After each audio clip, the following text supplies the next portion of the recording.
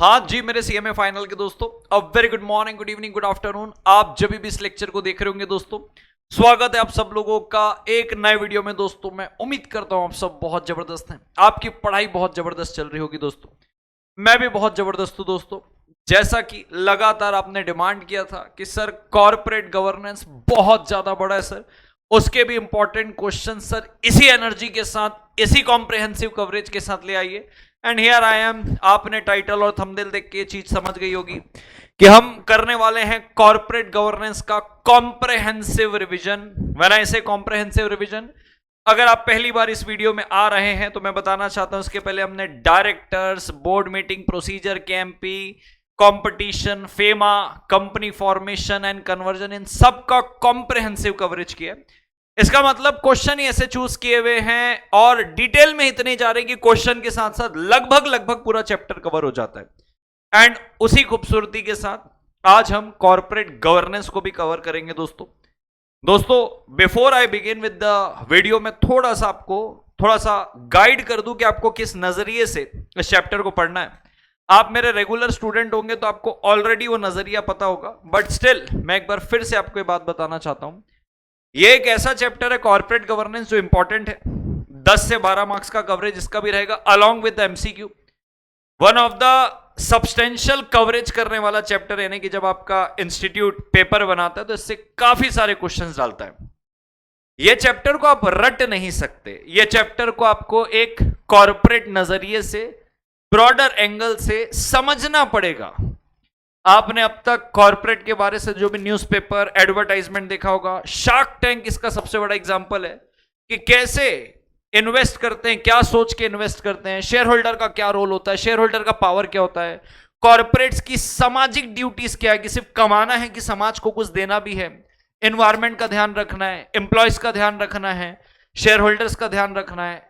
And ये तमाम एक बड़ा नजरिया लेके जब आप मेरे साथ इस लेक्चर में बैठेंगे, ट्रस्ट में ये लेक्चर खत्म होने के बाद आप बोलेंगे सर मैं इतना टेंशन ले रहा था इस चैप्टर में, आपने तो भस्म कर दिया इसको।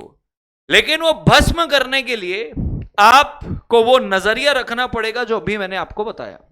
वो नजरिया लेके आप मेरे साथ बैठे, बस ऑटोमेटिक कीवर्ड दिमाग में आ जाने लग जाएंगे, ऑटोमेटिक आपको आंसर डिराइव होने लग जाएगा कि अरे यार ऐसा कुछ पूछा तो यही तो लिखना। घूम फिर के इसमें बातें एक ही है। एक लाइन में बता देता हूं पूरे चैप्टर में क्या बोलना चाह रहा है। सबका साथ सबका विकास, यही है इस पूरे चैप्टर में। कंपनी को सबको साथ लेके चलना है कि कंपनी जब धंधा बनाएगी तो सब कुछ साथ लेके चलेगी। वो धंधा सोशली एक्सेप्टेबल है क्या, लीगली एक्सेप्टेबल है क्या, एनवायरमेंटली एक्सेप्टेबल है क्या, आसपास के लोगों को कोई प्रदूषण तो नहीं हो रहा है आपकी फैक्ट्री डालने से, एंड सो ऑन। सबका साथ सबका विकास, सबका ख्याल रखो आप। कोई डिस्क्रिमिनेशन मत करो, वुमेन को अलग मत रखो, मेन को अलग मत रखो, हैंडीकैप को अलग मत रखो, सबको साथ लेके चलो। धंधा ऐसा बनाओ समाज के लिए भी अच्छा हो और आपके लिए भी अच्छा हो, सस्ता भी होना चाहिए, सस्टेनेबल भी होना चाहिए, रिसोर्सेज भी खराब नहीं होने चाहिए। ऐसी अच्छी अच्छी अच्छी अच्छी बातें घुसा के इस चैप्टर में अलग अलग शब्दों के साथ डाल के रखिए। घूम फिर के मतलब एक ही निकल के आने वाला है। मैं इतना जो भाषण दे रहा हूं ना पहले से, मैं इसलिए दे रहा हूं, मेरे को पता है आपका पेपर है अभी। आप लगेगा अरे भाई हाहाकार चैप्टर, अरे भस्म कर देंगे, 1 घंटे के अंदर भस्म कर दूंगा, 1 घंटे में। और रिसर्च करके रखा हूं सारी चीजें, मोटी मोटी सारी चीजें कवर कर लिया हूं। जो अब तक पूछी नहीं ना पूछने की संभावना है बाजू रख दी, जो लगा है पूछ सकती है, एकदम गिरी सी गिरी हालत में से लिस्ट चांसेस भी होगा तो भी कवर करके रख रही है कि डिफरेंस बिटवीन में शायद पूछ ले, एमसीक्यू में शायद पूछ ले। साथ चलना पड़ेगा। अच्छा, अगर मान लो गलती से इसके इर्द गिर्द सवाल आ जाता है, एग्जैक्टली यही नहीं आता है, आजू बाजू से आ जाता है, ऐसे सिमिलर आ जाता है, आज ये चैप्टर, ये वीडियो, ये नोट्स आपको इतना काबिल बना देगा कि आप वो इर्द गिर्द वाले क्वेश्चन को भी लिख पाओगे, वो समझ डेवलप हो जाएगी, एक अंडरस्टैंडिंग, एक मैच्योरिटी डेवलप हो जाएगी। इस तरीके से मैं आपको पढ़ाऊंगा। देखो, अलग अलग चैप्टर को अलग अलग तरीके से, अलग अलग नजरिए से पढ़ाना पड़ता है कि भाई ये चैप्टर इस तरीके से पढ़ना है। आपको वो नजरिया, वो इंटेंट, वो मेरे साथ चलना पड़ेगा और मजा आएगा। भस्म कर देंगे इसको और आपको ये चैप्टर में कोई दिक्कत नहीं आने देंगे। एफर्ट अच्छा लग रहा है, लाइक कर दो वीडियो को, मजा आएगा, लाइक कर दो। और चैनल में नहीं हो सब्सक्राइब करो, कुछ ना कुछ लाते ही रहूंगा, मजा आएगा आपको। चलिए शुरू करते। सबसे पहले 2017 जून का क्वेश्चन है, 4 मार्क्स का, बेसिक से शुरू करते हैं। 1 घंटे के अंदर पूरा कवरेज हो जाएगा, बराबर है क्या? Corporate governance about stakeholder satisfaction. अब स्टेक होल्डर का मतलब क्या होता है, आइए एक एक करके चलेंगे। मैंने 4 पॉइंट मार्क करके रखे हुए हैं। बोले कॉर्पोरेट गवर्नेंस का मतलब क्या होता है कि भाई स्टेक होल्डर का सेटिस्फेक्शन होना चाहिए, इसको कॉर्पोरेट गवर्नेंस बोलते हैं। अब स्टेक होल्डर में कौन कौन आता है, मैं ये पीडीएफ भी आपको दे दूंगा। अच्छा बताना चाहता हूं, जो भी पीडीएफ मैं इस्तेमाल करूंगा इस वीडियो के अंदर, डिस्क्रिप्शन में लिंक मिलेगी टेलीग्राम चैनल की, वहीं पे सारे के सारे नोट्स रहेंगे, लिंक आपको डिस्क्रिप्शन में मिल जाएगी, देख लीजिएगा। अब सबसे पहले आते हैं, सर स्टेक होल्डर कौन होता है? भाई स्टेक होल्डर में सबसे पहले तो इन्वेस्टर आ गए, एम्प्लॉय भी स्टेक होल्डर है, कस्टमर भी स्टेक होल्डर है, रॉ मटेरियल सप्लायर भी स्टेक होल्डर है, गवर्नमेंट भी स्टेक होल्डर है, पूरा society at large stakeholder है। यानी कि आपकी कंपनी से जितने लोग जिस तरीके से जुड़े हुए हैं उस हर व्यक्ति को स्टेक होल्डर बोला जाएगा। आपकी कंपनी में अगर कोई व्यक्ति रॉ मटेरियल सप्लाई करता है, स्टेक होल्डर है। आपकी कंपनी में कोई व्यक्ति झाड़ू पोछा फटका लगाता है, एम्प्लॉय है, स्टेक होल्डर है। आपकी कंपनी में कोई चाय नाश्ता सप्लाई करता है, स्टेक होल्डर है। आपकी कंपनी का कोई कस्टमर है, स्टेक होल्डर है। आप गवर्नमेंट को टैक्स पे करते हो, गवर्नमेंट स्टेक होल्डर है। जितने लोग आपकी कंपनी से किसी भी तरीके से जुड़े वो स्टेक होल्डर है। आपकी कंपनी की फैक्ट्री है, चिमनी से धुआं निकलता है, समाज को दिक्कत ना हो, आजू बाजू रहने वाले को आपने चिमनी और बड़ी करके रखी ताकि धुआं ना फैले, एग्जॉस्ट अच्छा लगाए हुए है, नाली गंदी ना हो ताकि उनको प्रॉब्लम ना हो। वो आजू बाजू के लोग जो आपकी फैक्ट्री, सोसाइटी, कंपनी के आसपास रहते हैं, सबके सब स्टेक होल्डर है। इन सबको संतुष्ट करना है आपको। कैसे करेंगे, आइए एक एक करके चलते हैं। सबसे पहले कहता है भैया गवर्नेंस का मतलब क्या होता है? बोले एक डिसीजन है, डिसीजन मेकिंग प्रोसेस है जिसपे आप डिसीजन इंप्लीमेंट करते हो। देखो क्या लिखा है, in the interest of all stakeholder, यानी कि डिसीजन लेना है। ऐसे दिमाग में कीवर्ड घुसा लो, इंप्लीमेंटिंग द डिसीजन, डिसीजन ऐसे इंप्लीमेंट करना है, ऐसे डिसीजन को अमल करवाना है, यानी कि उसको एग्जीक्यूट करना है। जो भी डिसीजन लोगे, दूंगा एग्जांपल अभी, जिससे हर स्टेक होल्डर का फायदा हो। अभी बताऊंगा कैसे कैसे फायदा होगा, ये देखते हैं। सपोज करिए आप एक फैक्ट्री डाल रहे हैं, हाईलाइटेड देखिएगा, सिर्फ एग्जांपल है, ये भी पीडीएफ आपको अवेलेबल करवा दूंगा।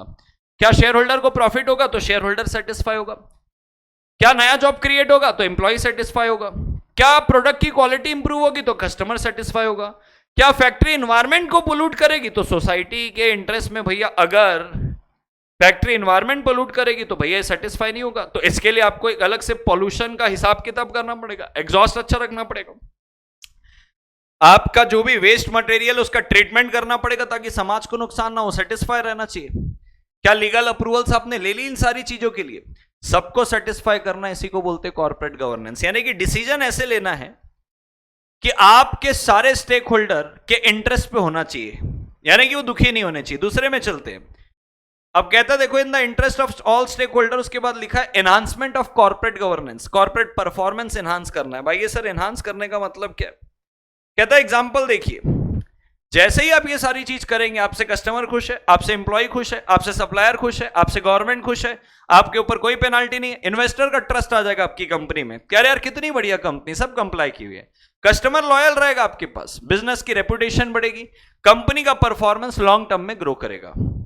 फैक्ट्री के अंदर इंस्पेक्टर आ रहा है, फैक्ट्रीज एक्ट के तहत देख रहे हैं भाई साहब एम्बुलेंस भी खड़ी हुई है, अलग से शेल्टर भी है, एग्जॉस्ट भी लगा हुआ है, बाथरूम क्लीन है, गर्मी के समय में पीने की सुविधा है, एम्प्लॉय खुश, वर्कर खुश, नई नई फैक्ट्री डल रही है, आप शहर से थोड़ा दूर कर रहे हैं, समाज खुश, लीगल अप्रूवल है, गवर्नमेंट खुश, इन्वेस्टर खुश, रेपुटेशन अच्छी बन रही, कंपनी खुश, सब खुश। तो कहते हैं भाई देखो, जब आप decision in the interest of all the stakeholder रहते हो, इससे कॉर्पोरेट परफॉर्मेंस एनहांस होती है, प्रॉपर अकाउंटेबिलिटी होती है for management in the interest of all stakeholder. अब प्रॉपर अकाउंटेबिलिटी का मतलब क्या है सर? कहता भैया देखो बोर्ड ऑफ डायरेक्टर है, जैसे इंडिपेंडेंट डायरेक्टर हो गया, वो मैनेजमेंट को क्वेश्चन कर सकता है कि भैया ऐसे कैसे गड़बड़ हो रहा है, पॉल्यूशन हो रहा है, या शेयर्स के प्राइस अप डाउन कैसे हो रहे इतने अच्छे, करेक्टिव मेजर्स लिया जा सकता है। तो ये होती है अकाउंटेबिलिटी की बात। फिर कहता है भैया ये सारी चीजें स्टेक होल्डर के इंटरेस्ट में होनी चाहिए। एक ऐसा सिस्टम है जिससे ऑर्गेनाइजेशन को आप गाइड करते हो, डायरेक्ट करते हो, ऑर्गेनाइजेशन यानी कि धंधे की बात कर रहा है। तो कहता है भाई देखो, रोज बोर्ड मीटिंग करो, ऑडिट कमेटी को बैठा के रखो, इंटरनल कंट्रोल देखो। ऑडिट कमेटी क्या करेगी, कहीं फ्रॉड तो नहीं हो रहा है, तो ऑडिट कमेटी को फ्रॉड रिपोर्ट होगा। एक विसल ब्लोअर पॉलिसी आती कि कंपनी के ऑफिसर और एम्प्लॉय अगर कंपनी के अंदर कुछ फ्रॉड कर रहे हैं, जैसे आमतौर पर ऑटोमोबाइल कंपनी में होता है, गाड़ी का चारों टायर बदल दिया लेकिन बिल नहीं बनवाया, आधा आधा बांट लिया। किसने? एक तो भैया देखो जो कस्टमर आया 40,000 रुपए के 4 टायर लगवाया, बिल नहीं बनवाया, 20,000 रुपए दे दिया उस वर्कर को, 20,000 वर्कर ने अपने जेब में डाला, इन्वेंट्री भी साफ हो गई, बिल भी नहीं बना, कंपनी को पता भी नहीं है। ऐसे घोड़ चलते रहता है। ऑडिट कमेटी को ये सारे फ्रॉड रिपोर्ट किए जाते हैं, इंटरनल कंट्रोल्स और बढ़ाए जाते हैं, सारा डिस्क्लोजर्स होता है। इसको बोला जाता है भाई साहब कि आप इस तरीके से अपने कॉर्पोरेट को चलाएं कि एम्प्लॉय डायरेक्टर्स अपने फायदे के लिए ना सोचे, वो स्टेक होल्डर के बारे से सोचे, रेगुलर मीटिंग करें, कंपनी में क्या चल रहा है पूछें, अकाउंटेबिलिटी मांगे, कुछ गड़बड़ चल रहा है तो उसके ऊपर सुपरविजन करें कि इसमें सुधार कैसे कर सकते हैं। अब कहता है देखो भाई साहब, ये सब आप जब करोगे ना, इस पे ट्रांसपेरेंसी आएगी, पार्टिसिपेशन आएगा, सारी चीजें आएगी। बोले क्या क्या आएगी, समझ के लेते हैं। तो सबसे पहले कहता है देखो, ट्रांसपेरेंसी में अगर कंपनी को लॉस हो रहा है, ये ऑनेस्टली इन्फॉर्म कर दो शेयर होल्डर को, छुपाओ मत, ये सारी चीजें ट्रांसपेरेंट रखो। जैसे आमतौर पर कंपनियां करती है, बांट रही है डिविडेंड, डिविडेंड बांट रही है, फ्री रिजर्व से बांट सकती है, लेकिन नुकसान कर रही है, 5 साल से लॉस हो रहा है वो नहीं बता रही है, लेकिन डिविडेंड बांट रही है ये जरूर बता रहे हो। तो आप छुपाओ मत, सप्रेस मत करो कोई फैक्ट को, ट्रांसपेरेंट रखो, कॉर्पोरेट गवर्नेंस का पार्ट है। अकाउंटेबिलिटी, मैनेजमेंट मिसयूज कर रहा है कंपनी के फंड को, बोर्ड को क्वेश्चन करना चाहिए कि भैया ये कैसे हो रहा है, ये इतना पैसा जा कहां से रहा है। अननेसेसरी एक्सपेंस मत करो, प्रोडक्टिव इन्वेस्टमेंट करो। मार्केटिंग कर रहे हैं तो भाई लाखों करोड़ों रुपए फूक दे रहे हो उसके अंदर, नहीं होना चाहिए। डायरेक्टर के बेटे लोग कंपनी की गाड़ी में घूम रहे हैं, अननेसेसरी आपके खर्चे हो रहे हैं। शेयर होल्डर वोट करेगा एनुअल जनरल मीटिंग में, वो डिसाइड करेगा। कंसिस्टेंट डिविडेंड पॉलिसी रखो, बार बार चेंज मत करो उसको, अनप्रिडिक्टेबल मत बनाओ उसको। रेपुटेशन मेंटेन रहती है जब आप कंसिस्टेंट रहते हो किसी चीज के अंदर। तो कहते हैं भाई देखो, वापस से लेके आता हूं, कहता है देखो corporate governance easy to define नहीं है। मैंने तो बोल दिया सबका साथ सबका विकास, लेकिन उसके अंदर सबका साथ कैसे होगा, सबका विकास कैसे होगा। तो कहता है देखो कॉर्पोरेट गवर्नेंस ऐसा प्रोसेस है जहां पे आप डिसीजन इंप्लीमेंट करते हो सारे स्टेक होल्डर के इंटरेस्ट में। जब आप ऐसा करते हो कॉर्पोरेट परफॉर्मेंस बढ़ती है, अकाउंटेबिलिटी बनती है और सबका भला होता है। एक सिस्टम है पूरा जिससे आप ऑर्गेनाइजेशन को चलाते हो, ट्रांसपेरेंट रखो, अकाउंटेबल रहो, प्रिडिक्टेबल रहो। जब आप ये सारी चीजें करोगे आप सबके लिए अच्छे रहोगे और कंपनी ऐसे सबको लेते हुए साथ में चलेगी। This is all about corporate governance, a broader view. I hope you are getting my point. फिर अपने पास आता है भैया ऑब्जेक्टिव बताओ और फीचर्स बताओ कॉर्पोरेट गवर्नेंस का, दोनों चीज बता रहा है। ऑब्जेक्टिव यानी कि क्या चाहता है कॉर्पोरेट गवर्नेंस से, आप अल्टीमेटली क्या चाहते हो, व्हाट इज योर ऑब्जेक्टिव, ये हो गया। अब कॉर्पोरेट गवर्नेंस के फीचर की, जब आप कॉर्पोरेट गवर्नेंस यानी कि जब अच्छी तरीके से आप कंपनी चलाते हो तो उससे क्या अच्छाइयां निकल के आती है, that's a feature. I hope you are getting my point. Important है, दिसंबर 23 में 7 मार्क्स का आया है। हाँ जी दोस्तों, तो कॉर्पोरेट गवर्नेंस का ऑब्जेक्टिव और फीचर, सबसे पहले देखो यहां पे यही लिखा है कुल मिला के, एक प्रोसेस है कि कंपनी को ऐसे चलाओ फेयर तरीके से, यानी कि साफ सुथरे तरीके से, ईमानदारी से, और अच्छी प्रैक्टिस करो कंपनी में ताकि सारे स्टेक होल्डर का फायदा हो। घूम फिर के 40 बार आपको यही सुनाई देगा, यानी कि रट लेना इसको। जहां कॉर्पोरेट गवर्नेंस आया, fairness, honesty, good practice, integrity, transparency, accountability, predictability, ये सब अपने को ये याद रखना चाहिए, बार बार आएगा। In the interest of all the stakeholder, affairs of the company should be maintained in the interest of all the stakeholder. कुल मिला के घूम फिर के यही बात आने वाली है। कॉन्फ्लिक्ट ऑफ इंटरेस्ट को बैलेंस करना है, पर्सनल इंटरेस्ट में नहीं सोचना है, सोसाइटी एट लार्ज के बारे से सोचना है। सारी अच्छी अच्छी बातें पकड़ लो, 8-10 वर्ड जैसे बता रहा हूं, वही बार बार आने वाला है, घूम फिर के वही आने वाला है। सुनिएगा बात को ध्यान से। सबसे पहले कहता है भैया ऑब्जेक्टिव क्या है बताओ कॉर्पोरेट गवर्नेंस का। सबसे पहले लिखता है balancing conflict of interest among stakeholder, आपस में ही ना कॉन्फ्लिक्ट हो जाए। एग्जांपल सुनिएगा, कहता है देखो एक मैन्युफैक्चरिंग कंपनी है, वो सोच रही कि भैया हम प्रोडक्शन बढ़ाते हैं वर्किंग आवर्स बढ़ा के, प्रोडक्शन कैपेसिटी बढ़ाते हैं। वर्किंग आवर्स बढ़ाओगे तो एम्प्लॉय को ज्यादा देर तक रुकना पड़ेगा, शेयर होल्डर को तो बेनिफिट होगा, प्रॉफिट आएगा क्योंकि प्रोडक्शन कैपेसिटी बढ़ रही है। लेकिन एम्प्लॉइज की वर्क लाइफ बैलेंस का क्या भाई, इंडिया में वैसे ही ज्यादा नहीं सोचते। तो आप पहले उनसे बात करो एम्प्लॉइज से कि भाई आप उनको कंपनसेशन दोगे ज्यादा काम कराने के लिए, ओवर टाइम के लिए एडिशनल बेनिफिट दोगे, ताकि उनकी लाइफ का बैलेंस बना रहे कि कहीं अगर वो अपनी लाइफ को कॉम्प्रोमाइज कर रहे हैं तो उसके चलते भैया ज्यादा पैसा मिल रहा है। तो एक जगह शेयर होल्डर का फायदा हो रहा है, लेकिन दूसरी जगह उसी महकमे का स्टेक होल्डर यानी कि एम्प्लॉय, उसका नुकसान हो रहा है, तो उसको कंपनसेट करो कहीं से। यही तो कॉर्पोरेट गवर्नेंस है। तो कहते हैं इंश्योर करो कि कंपनी सेटिस्फाई कर रही है interest of various stakeholder. तो शेयर होल्डर को भी संतुष्ट करो, एम्प्लॉय को भी संतुष्ट करो, संतुष्ट ही संतुष्ट।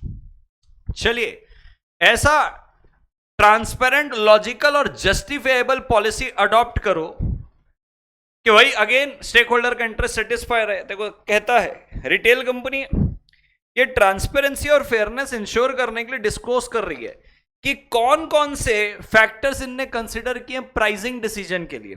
आप फूड फार्मर का नाम सुने होंगे, लेबल पढ़ेगा इंडिया, जो सबको लेबल बताता है कि फलाना प्रोडक्ट में 1% ही काजू है, ठिकाना प्रोडक्ट में सिर्फ शुगर ही शुगर है, फलाने में ये है। तो फूड फार्मर अगर आप देखोगे हाल पे अपना एक प्रोटीन लाया, प्रोटीन में लिखा only what is required. Protein में कौन कौन से इंग्रेडिएंट यूज किए, कहां कहां से उसको सोर्स किया, मार्केटिंग का कॉस्ट कितना, पैकेजिंग का कॉस्ट कितना, आपको कुरियर करने का कॉस्ट कितना, सारे फैक्टर को कंसीडर के फाइनल प्राइस कितना है ये आपको बताया। अगर आप फूड फार्मर को जाओगे तो वो इतना एथिकल बिजनेस प्रैक्टिस कर रहा है, लोग उसके ऊपर इसीलिए भरोसा कर रहे हैं क्योंकि वो ट्रांसपेरेंट और फेयर है। आपने देखा होगा इंस्टाग्राम में और यूट्यूब में बड़े फेमस है भाई साहब। तो अगर आप ऐसा ट्रांसपेरेंट, लॉजिकल और जस्टिफाइबल पॉलिसी हर कंपनी अपनाने लग जाए, कस्टमर का भरोसा आ जाएगा भाई साहब।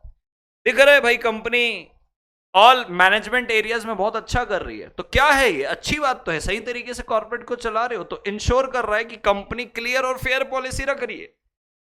वहां पे एम्प्लॉय को भी पता चल रहा है, कस्टमर को भी पता चल रहा है, स्टेक होल्डर को भी पता चल रहा है कैसी चीजें चल रही है, सारे लोग भरोसा करने लग जाते हैं आपके ऊपर। तीसरे पे चलते हैं, ideal composition of the board of director. अब आपके बोर्ड में सिर्फ उन डायरेक्टर को मत रखो जो कंपनी के डे टू डे अफेयर्स में, it should B mix of executive and non executive और इंडिपेंडेंट डायरेक्टर, इनका सबका अलग अलग जगह एक्सपीरियंस हो, किसी का मार्केटिंग में, किसी का प्रोडक्शन में, किसी का मैनेजमेंट में, किसी का अकाउंट्स में, किसी का ऑडिटिंग में, ताकि कंपनी हर एंगल से सही चलते जाए।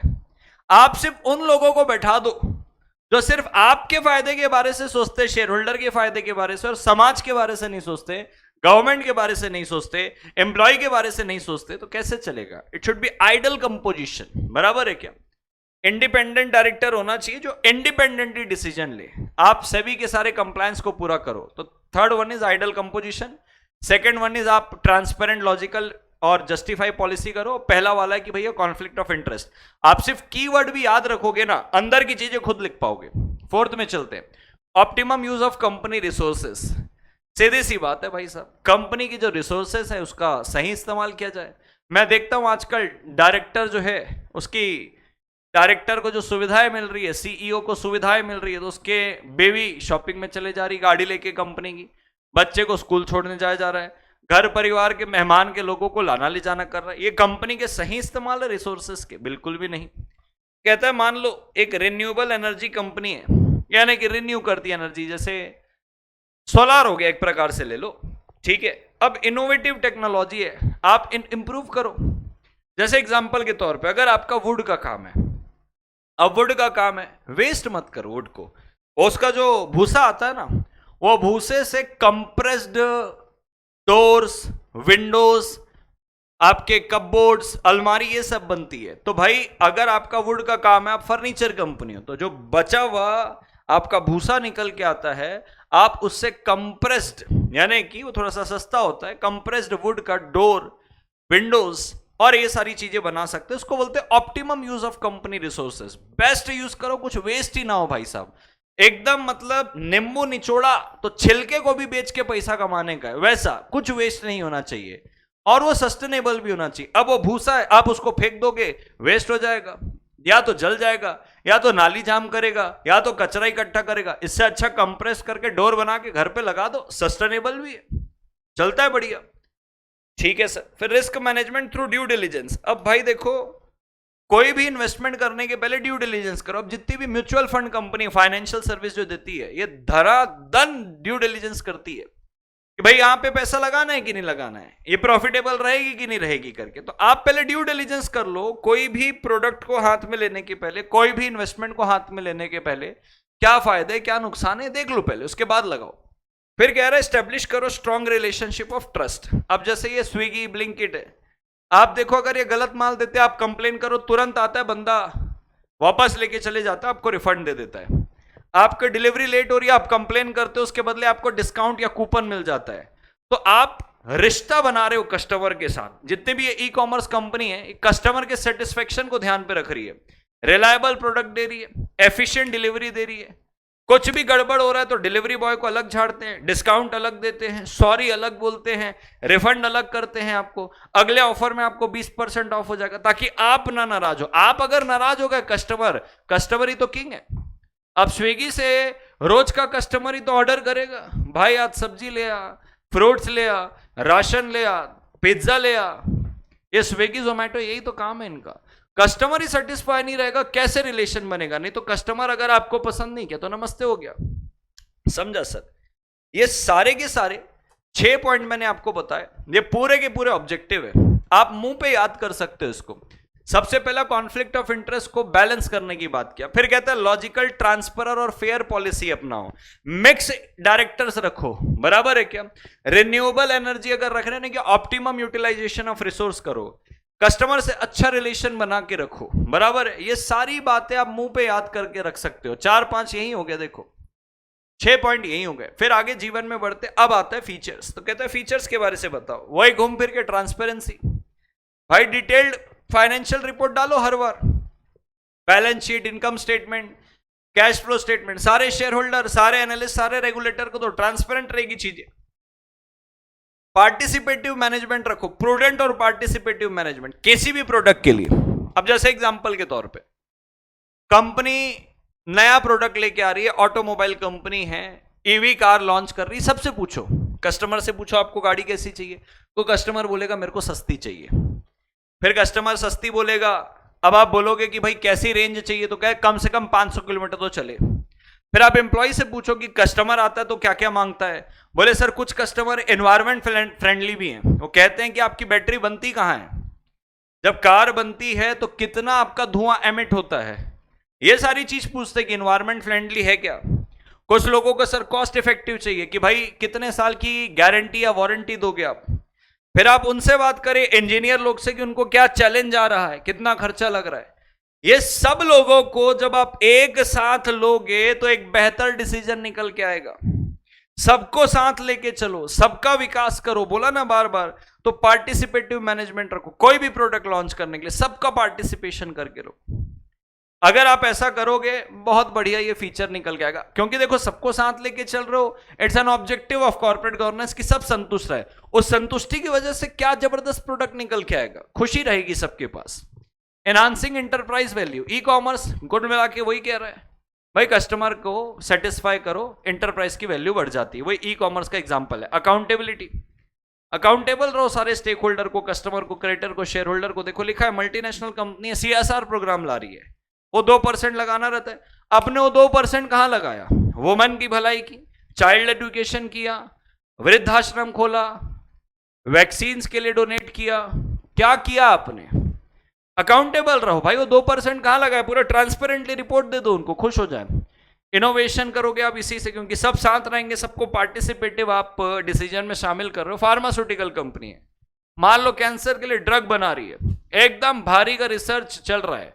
आप सोचो अगर कैंसर की ड्रग बन जाए, कितना रिफॉर्म रहेगा फार्मा इंडस्ट्री के अंदर, ऐसी ट्रीटमेंट जो किसी ने नहीं की है। तो जब आप सबको साथ लेके चलोगे, इनोवेशन भी निकल के आएगा। प्रोफेशनलिज्म एंड स्पेशलाइजेशन, कहते हैं भैया इंडिपेंडेंट डायरेक्टर को अपॉइंट करो, वो अलग अलग फील्ड में एक्सपीरियंस रखा रहेगा, वो बिल्कुल शेयर होल्डर का बहुत ज्यादा फायदा नहीं देखेगा, कस्टमर का नहीं देखेगा, एक बैलेंस्ड अप्रोच में सबके इंटरेस्ट को बैलेंस करते हुए आपको डिसीजन देगा। ठीक है सर। स्टेक होल्डर का रिकॉग्निशन, अब एक बात बताता हूं मैं, स्टेक होल्डर का रिकॉग्निशन क्या है। जैसे मैं फिलहाल पे लोनावला पे यहां गया था, एम्बे वैली।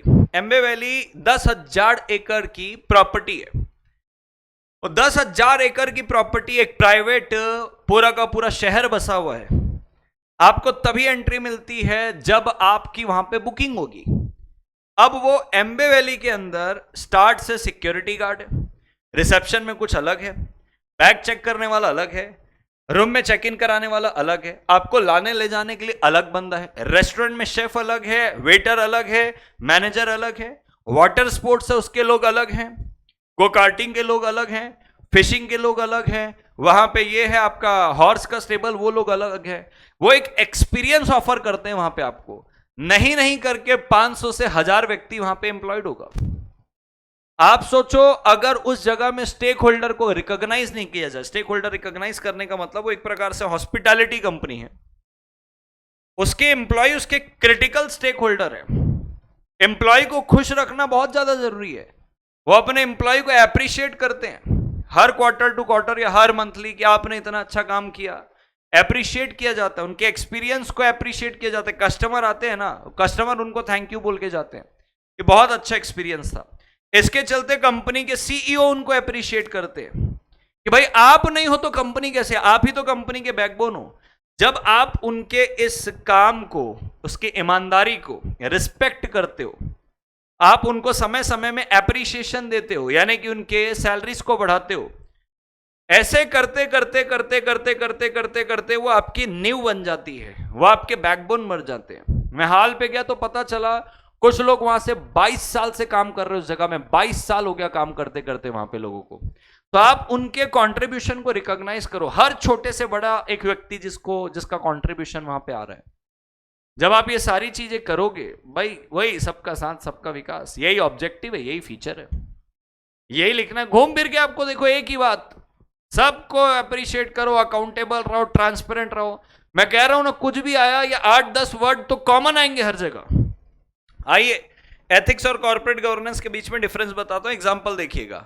एम्प्लॉय को दिख रहा है अकाउंटिंग में गड़बड़ी है, चाहे तो खुद फायदा उठा सकता है, बराबर है क्या? खर्चा ज्यादा दिखाया हुआ है, खर्चा ज्यादा दिखाया हुआ है लेकिन एक्चुअल में हुआ नहीं है, चाहता तो ज्यादा खर्चे को जेब में रख लेता, लेकिन ऑनेस्टली बता दिया ये एथिक्स है। लेकिन अगर कंपनी की बात करें कॉर्पोरेट गवर्नेंस की, वहां पे विसल ब्लोअर पॉलिसी होती है, ऑडिट कमेटी होता है, यानी कि कंपनी के अंदर कुछ फ्रॉड चल रहा है, किसी को दिख रहा है, वो जाके रिपोर्ट करता है कि भैया कंपनी में कुछ फ्रॉड चल रहा है करके। यहां पे तो ये एथिक्स है, उसको ईमानदारी दिखानी थी, ये वैल्यूज है, प्रिंसिपल है, संस्कार है, ये इनर सेल्फ है, आपकी आत्मा है जो आप वर्क प्लेस पे दिखाते हो। लेकिन कॉर्पोरेट गवर्नेंस एक मेथड ऑफ गवर्नेंस है, कैसे आप कंपनी को चलाओगे।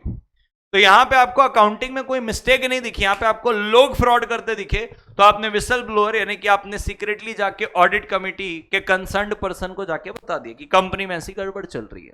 समझा सर? फिर आता हूं यहां पे एथिक्स में सारे लेवल पे रहता है। सेल्स एग्जीक्यूटिव है, वो कह रहा है भाई मैं फॉल्स इंफॉर्मेशन नहीं दूंगा कस्टमर्स को, गलत जानकारी नहीं बताऊंगा। अगर गाड़ी 500 किलोमीटर की रेंज नहीं दे रही है, सिर्फ 350-400 किलोमीटर ही चल रही है, मैं नहीं बोलूंगा कि 500 किलोमीटर चल रही है, उसका हार्ड अर्न मनी है, मैं उसको ऐसे आज झूठ बोल के दे दूं, बेचारा कल को गाली देगा, दुख पाएगा, उसका मनी का वर्थ नहीं मिला, अच्छी बात नहीं है। वो एथिक्स है। अगर बाजू में जाओगे तो लिखता है कॉर्पोरेट गवर्नेंस में अप्लाई करता है टॉप लेवल पे, कॉर्पोरेट पॉलिसीज में बोर्ड ऑफ डायरेक्टर पॉलिसीज बना रहे हैं, वो नीचे गाइड कर रहे हैं भैया गलत नहीं बताना है, तो वो कॉर्पोरेट गवर्नेंस होगा। एम्प्लॉय खुद गलत नहीं बता रहा है, वो एथिक्स होगा। ये नेचुरली आता है, अंतरात्मा से आता है, ये आपको बैठ के एक्सपीरियंस से सारे कल्चर को समझ के एक्सपीरियंस करके आता है। आप गाइडलाइन सेट करते हो कि इस तरीके से मेरे को कंपनी को चलानी है। यहां पे रेगुलेशन इंपॉर्टेंट नहीं है, आप अपने कलीग को हेल्प कर रहे हो बिना रिटर्न के, ये एक एथिकल बिहेवियर है, लेकिन वहां पे रेगुलेशन इंपॉर्टेंट है, स्ट्रिक्ट कंप्लायंस है। सेबी ने बोला फलानी रिपोर्ट देनी तो देनी पड़ेगी, ऑप्शन नहीं है, यहां पे ऑप्शन है। समझा सर? फिर आता है मैनेजमेंट और कॉर्पोरेट गवर्नेंस। क्या फर्क है? मैनेजमेंट है कि क्या अचीव करना है, कॉर्पोरेट गवर्नेंस है कि कैसे अचीव करना है। आइए देखें तो एग्जाम्पल देखो। सेल्स मैनेजर का टारगेट है कि भैया सेल्स बढ़ानी है 20%, वो फोकस करेगा सेल्स बढ़ाने में, तो ये ऑब्जेक्ट और टारगेट मीट करते हैं। लेकिन कॉर्पोरेट गवर्नेंस है कि भाई कैसे एथिकली बढ़ाएं। देखो लिखता है कंपनी अचीव कर रही है sales growth without misleading customers, बढ़ाओ 20% आप अपनी सेल्स, लेकिन अकाउंट्स मैनिपुलेट मत करो, कस्टमर को मैनिपुलेट मत करो, सही तरीके से करो, तो ये बढ़ाने का काम करेगा, वो सही तरीके से बढ़ाने से काम करेंगे। ये वही ऑल लेवल पे लगेगा, ये लगेगा सिर्फ टॉप लेवल पे। ये हर सिचुएशन में आपको एथिक्स आएगा, सॉरी मैनेजमेंट आएगा। लो सेल्स हो रही है, मैनेजमेंट को ध्यान देना है, डिस्काउंट लाना है, मैनेजमेंट ध्यान देगा। आप कॉस्ट कटिंग कर रहे हो, मैनेजमेंट का पार्ट है। यहां पे आपको पढ़ना पड़ेगा, सेबी गाइडलाइन पढ़नी पड़ेगी, क्योंकि वो कॉर्पोरेट गवर्नेंस का पार्ट है, क्या क्या कंप्लायंस करना है। यहां पे रेगुलेशन इंपॉर्टेंट नहीं है, आप खुद के रूल्स बना सकते हो, लेकिन आपको रूल ऑफ लॉ फॉलो करना पड़ेगा। जैसे एग्जांपल के तौर पे कहता हूं, कंपनी ने ऑफिस टाइमिंग बना दिया, खुद का लॉ है, मैनेजमेंट है, लेकिन लेबर लॉस फॉलो करना पड़ेगा। भाई लेबर लॉस क्या कि 1 घंटे में आप इतना ही, 1 दिन में आप इतना ही काम करा सकते हो, पूरे वीक में आप इतना ही काम करा सकते हो। तो अब टाइमिंग आप फिक्स करो, लेकिन घंटे कौन फिक्स कर रहा है? लॉ फिक्स कर रहा है। यहां पे रेगुलेशन इंपॉर्टेंट है कॉर्पोरेट गवर्नेंस में। Result are more important than method. यहां पे रिजल्ट इंपॉर्टेंट है, यहां पे मेथड ज्यादा इंपॉर्टेंट है कि किस तरीके से आप रिजल्ट को अचीव कर रहे हो। घूम फिर के अगेन सबका साथ सबका विकास, नीचे एग्जांपल है, आपको एक प्रोजेक्ट कंप्लीट करना है, डेडलाइन मिली हुई आपको, बाजू में देखोगे तो कहता है देखो प्रॉफिट अगर आपने कमाया है फेयर प्रैक्टिस करके, ये एक्सेप्टेबल है, लेकिन प्रॉफिट थ्रू फ्रॉडुलेंट अकाउंटिंग ये एक्सेप्टेबल नहीं है। तो यहां पे भाई इनका काम है सिर्फ और सिर्फ प्रोजेक्ट की डेडलाइन में प्रोजेक्ट को खत्म करना है। यहां पे कहता है सही तरीके से सारी चीजों को करो। कुल मिला के सारी अच्छी अच्छी बात है, अलग अलग एंगल से ब्रॉडर व्यू रखोगे सब समझ में आएगा। आइए इधर आते हैं, एक एक करके चलते हैं। अब ये एज सच किसी क्वेश्चन में नहीं पूछा, बट मैंने जस्ट एक ब्रॉडर व्यू लाने के लिए आपको बताया कि बताए इमरजेंस बताओ कैसे आया, कैसे कॉर्पोरेट गवर्नेंस इवॉल्व हुआ, कैसे आज इतनी बड़ी बड़ी बातें कंपनी के अंदर थोपी जा रही है, आपको ये भी करना है वो भी करना है। ये कॉर्पोरेट गवर्नेंस का CG, ये C और G कैसे आया? कहता सबसे पहला तो सत्यम का स्कैम एग्जांपल के तौर पे, जिसने पूरे इन्वेस्टर के ऊपर बहुत बड़ा एक डर सा पैदा कर दिया, मिसट्रस्ट पैदा कर दिया। तो जो बड़े बड़े कॉर्पोरेट फेलर्स रहे ना कि भाई अंदर चलता कुछ है दिखाते बाहर कुछ है, तो कॉर्पोरेट गवर्नेंस करो भाई साहब, आप हर क्वार्टर की रिपोर्ट दो, आप ट्रांसपेरेंसी रखो, आप गवर्नमेंट से अप्रूवल लो, आप सारे लॉस को कंप्लाई करो, आप एम्प्लॉय का ख्याल रखो, सब तरीके से अच्छे से काम करो भाई साहब। ये ऐसे स्कैम नहीं चाहिए। बोले बहुत बड़े स्कैम जैसे जेरोक्स हो गया, एनरॉन हो गया। एनरॉन एक कंपनी, बहुत बड़ा अकाउंटिंग फ्रॉड था, ये निपट चुकी है कंपनी। तो दीज आर द रीजन जिसकी वजह से कॉर्पोरेट गवर्नेंस का ये प्रिंसिपल्स आए। इंस्टीट्यूशनल इन्वेस्टर, ये बड़ी बड़ी म्यूचुअल फंड कंपनी है, ये सारे लिस्टेड कंपनी में करोड़ ऑफ चीजें अमाउंट इन्वेस्ट करती है, तो ट्रांसपेरेंसी मांगती है कि आप हमारा पैसा कहां लगा रहे हो। वो ट्रांसपेरेंसी किसका पार्ट है? कॉर्पोरेट गवर्नेंस का। तो भाई जैसे जैसे इंस्टीट्यूशनल इन्वेस्टर बढ़ते जा रहे हैं, कंपनी कोई और कंप्लाई करते पड़ते जा रहा है, भाई फ्रॉड बढ़ते जा रहे हैं और इन्वेस्टर इंफॉर्मेशन मांगने लग जा रहे हैं। नंबर ऑफ रिटेल इन्वेस्टर बढ़ गए, यानी कि आपके और मेरे जैसे लोग, हम लोग बेटा बिना क्वार्टरली रिपोर्ट देखे इन्वेस्ट ही नहीं करते कि कंपनी के पिछले 3 महीने का क्या प्रॉफिट नुकसान रहा। Opening of company information in public domain, आज MCA में सब कुछ मिलता है, आप कंप्लाई नहीं करोगे गड़बड़ हो जाएगा। सेबी की रिक्वायरमेंट आपको कंपलसरी कर दी, listed company audit committee independent director रखना है, जस्टिफाई करना है आपको स्टेक होल्डर को, आपको एक्सप्लेन करना है उनको कि आप क्यों कोई चीज कर रहे हो कोई चीज नहीं कर रहे हो। जैसे कॉर्पोरेट गवर्नेंस की बात करूं, ऑब्जेक्ट बदल रहे हो, क्यों ऑब्जेक्ट बदल रहे हो? सीसीटीवी कैमरे के लिए आपने पैसे उठाए थे, आपको दिख रहा है चाइना से सीसीटीवी कैमरा अब इंपोर्ट हो रहा है, अब उस धंधे में इतना दम नहीं रहा, आप चेंज कर रहे हो, तो आप जस्टिफाई करते हो न्यूज़पेपर के अंदर कि हम क्यों ऑब्जेक्ट बदल रहे हैं। जस्टिफाई करो, उनका पैसा लिया किसी और चीज के लिए था, लगाया कहीं और है। कॉर्पोरेट गवर्नेंस का पार्ट है, क्योंकि आप ट्रांसपेरेंसी ना क्रिएट कर रहे हो वहां पे। अगर आप कंप्लाई नहीं कर रहे हो रेगुलेशन से, आपको यह भी डिस्क्लोज करना पड़ता है। पुअर गवर्नेंस माना जाता है कि कंपनी ढंग से चल नहीं पा रही है। तो ये जितना rules and regulation, investor, retail investor, fraud, ये चारों तरफ से कंपनी को मजबूर कर दिया है कि आपको हर तरफ से खुला रहना पड़ेगा और अच्छा रहना पड़ेगा। एक गलत डिसीजन कंपनी की हालत खराब हो सकती है। आज सोशल मीडिया में हर कोई आ जाता है रिसर्च करके अपना एनालिसिस देने के लिए। ये सारे के सारे कारण हैं जिसकी वजह से कॉर्पोरेट गवर्नेंस, सबका साथ सबका विकास निकल के आया है। अगर आप स्टेक होल्डर से डिस्कनेक्टेड रहोगे, आप उनको ट्रांसपेरेंसी नहीं दोगे, ये बैड प्रैक्टिस मानी जाती है। लोग आपके ऊपर भरोसा नहीं करेंगे, इन्वेस्टर आपके ऊपर पैसा नहीं लगाएगा, गवर्नमेंट की निगाहें आपके ऊपर ज्यादा रहेगी। फिर लास्ट कह रहा है abnormal volatility and share price, कभी भी शेयर का प्राइस बढ़ रहा है घट रहा है, ये अच्छे संकेत नहीं होते हैं। ये सारे के सारे कारण हैं जिसकी वजह से कॉर्पोरेट गवर्नेंस को और इंपॉर्टेंस मिल रही है। मैं जीवन में आगे बढ़ता हूं, अब आता है बेनिफिट्स, कि जब आप कॉर्पोरेट गवर्नेंस यानी कि आप सबका साथ सबका विकास, यानी कि in the interest of all the stakeholder जब आप चलते हो, उससे क्या फायदे मिलते हैं? सबसे पहला, अगर आपकी कंपनी सही तरीके से चल रही है, गवर्नमेंट की नॉर्म्स आप फॉलो कर रहे हो, लॉस कंप्लाई कर रहे हो, सेबी के रेगुलेशन कंप्लाई कर रहे हो, इन्वेस्टर खुश है, एम्प्लॉयज खुश है, सोसाइटी खुश है, कस्टमर खुश है। भाई यही तो चाहिए, तभी तो ग्रोथ करोगे और स्टेबल रहोगे। नहीं तो आज अच्छा है कल बुरा होगा, फिर अच्छा फिर बुरा। स्टेबल रहना है तो आपको ये करना पड़ेगा। सेकंड कह रहा है देखो रेपुटेशन कंपनी की जो है वो एनहांस होते जाएगी डे बाय डे। तीसरा, आप सही तरीके से यूज करते हो फंड को। चौथा, बेटर मैनेजमेंट करते हो रिसोर्सेज का, जैसे भी बताया। लॉन्ग टर्म स्टडी ग्रोथ होती, घूम फिर के वही बात, स्टेक होल्डर का कॉन्फिडेंस आता है। अब रेगुलर आप डिस्क्लोज करोगे, इन्वेस्टर का कॉन्फिडेंस बढ़ेगा। लिवरेज मिलता है कंपटीशन में। देखो लिखा हुआ है customer prefer buying from companies known for ethical business. आज फूड फार्मर का देखो आप, प्रोटीन 2-3 हजार रुपए में आपको प्रोटीन दे देता है, पूरा डिस्क्लोजर के साथ कि उसके अंदर वो क्या क्या डाला हुआ है। तो बाकी कॉम्पिटिटर से आपको लिवरेज मिल ही रहा है ना। फिर कहता है अगर आप सही तरीके से चल रहे हो तो फॉरेन की जो बड़ी बड़ी कंपनी है, अगर वो आपके साथ ज्वाइंट वेंचर करना चाहती है, वो तभी करती जब आपके गवर्नेंस स्टैंडर्ड बहुत स्ट्रांग है। तो आप जब सही तरीके से काम करोगे, लोग आपसे जुड़ना चाहेंगे। अरे गलत आदमी के साथ कौन जुड़ना चाहेगा जी, सब अच्छे आदमी के साथ जुड़ेंगे। जो बड़ी कंपनी, चढ़ते सूरज को हर कोई सलाम करता है। तो अगर आप ये कॉर्पोरेट गवर्नेंस करोगे, ये सारे उसके फायदे रहेंगे। ये मैंने जानबूझ के लिखा है, ये आज तक एग्जाम में पूछा नहीं है दोनों, बट ये आपको एक ब्रॉडर अप्रोच देगा। अलग अलग तरीके से बस आपको एक ब्रॉडर अप्रोच बिल्ड करनी है। यहाँ पे लिखना मोर और लेस वही हिसाब किताब है, अलग अलग टॉपिक के अंदर, अलग अलग हेडिंग के अंदर सारी वही ट्रांसपेरेंसी, अकाउंटेबिलिटी, स्टेक होल्डर का भरोसा, एम्प्लॉयज खुश रहेंगे, वर्कर का वेलफेयर करना है, हर बार आपको रिपोर्ट देना है, बोर्ड ऑफ डायरेक्टर को मिक्स रखना है, कॉन्फ्लिक्ट ऑफ इंटरेस्ट नहीं होना चाहिए। घूम फिर के वही बातें आने वाली है, आप कितना पढ़ लो इसको। समझा सर? अब ये आया कुमार मंगलम बिरला वाली कमेटी, कहता है भैया नोट लिखो, इस पे शॉर्ट नोट लिखो कॉर्पोरेट गवर्नेंस के ऊपर। कुमार मंगलम बिरला एक कमेटी बनी थी जिसके चेयरमैन रहे थे कुमार मंगलम बिरला। सेबी ने अपॉइंट किया था इसको कि भैया आप गाइड करें कि कैसे कॉर्पोरेट गवर्नेंस में कौन कौन सी बातें रहनी चाहिए।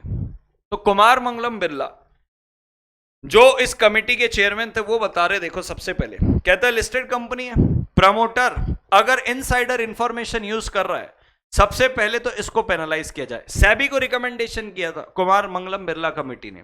अब आजकल क्या होता है, मान लो कोई बड़ी डील होने वाली है, कोई कंपनी किसी दूसरी कंपनी को एक्वायर करने वाली है, इनसाइडर को ये बात पता चल जाती है। अब ये तो अच्छी बात है बड़ी कि किसी अच्छी कंपनी को आप एक्वायर कर रहे हो, लोग पहले से ही इस इनसाइडर इंफॉर्मेशन की वजह से कंपनी के शेयर्स खरीद लेते हैं ताकि जब ये एक्विजिशन होगा मोटा पैसा कमा सके। हो सकता है कोई बुरी खबर देने वाली कंपनी, प्राइस गिरने वाला है, पहले ही शेयर्स को बेच देते, इसको बोलते हैं इनसाइडर इंफॉर्मेशन। आपस के लोग तो बच के निकल लिए या तो पैसे कमा लिए, पब्लिक एट लार्ज को तो वो अपॉर्चुनिटी नहीं मिली। तो पहला रिकमेंडेशन ये है भाई साहब कि आप के जितने भी इनसाइडर है वो मिसयूज ना करें इनसाइड इंफॉर्मेशन को, ठीक है। ये वन ऑफ द रिकमेंडेशन था। फिर कहता है जो हार्ट है, ये जो दिल है, heart of the committees report, committee report का हार्ट क्या है, तो बोले यही सेट ऑफ रिकमेंडेशन जो अलग अलग जिम्मेदारियां, ऑब्लिगेशन दे रही बोर्ड और मैनेजमेंट को, कैसे आप सही तरीके से गुड कॉर्पोरेट गवर्नेंस करोगे जिसपे आप स्टेक होल्डर और शेयर होल्डर का ध्यान रखोगे। अब बोर्ड ऑफ डायरेक्टर बोलता है पॉलिसीज बनाएगा, फिर उसको सुपरवाइज करेगा, मैनेजमेंट उसको एग्जीक्यूट करेगा।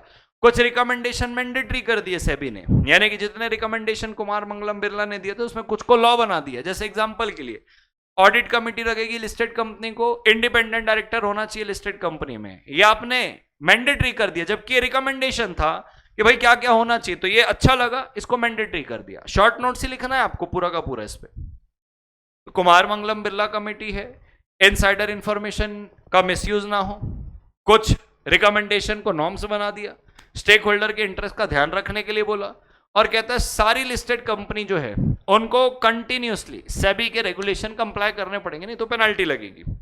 एनुअल रिपोर्ट रेगुलरली डिस्क्लोज करना पड़ेगा, बराबर है, उसमें सब बताना पड़ेगा, कितनी बोर्ड मीटिंग हुई, कितनी ऑडिट कमेटी मीटिंग हुई, आपकी कितनी होल्डिंग सब्सिडरी है, केएमपी में क्या बदलाव हुए, ये सारी चीजें।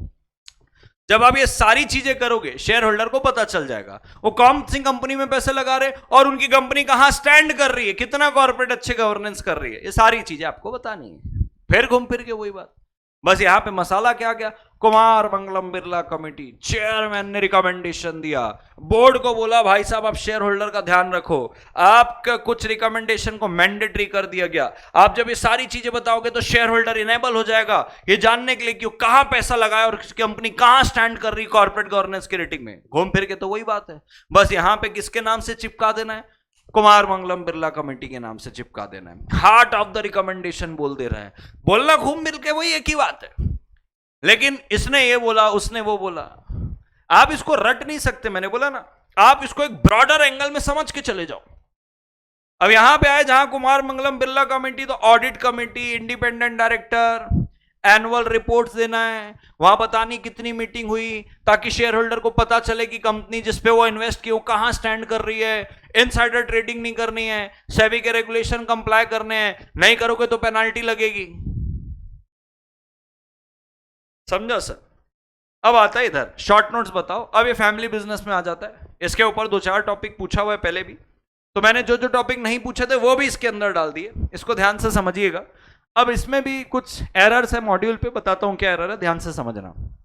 कहता है शॉर्ट नोट्स लिखो, डिसएडवांटेज बताओ फैमिली बिजनेस का ओवर नॉन फैमिली बिजनेस, यानी कि एक फैमिली बिजनेस और नॉन फैमिली बिजनेस, इनके ऊपर डिसएडवांटेज की बात कर रहा है। सबसे पहला डिसएडवांटेज स्टाफ रिक्रूटमेंट। क्या मतलब हुआ सर?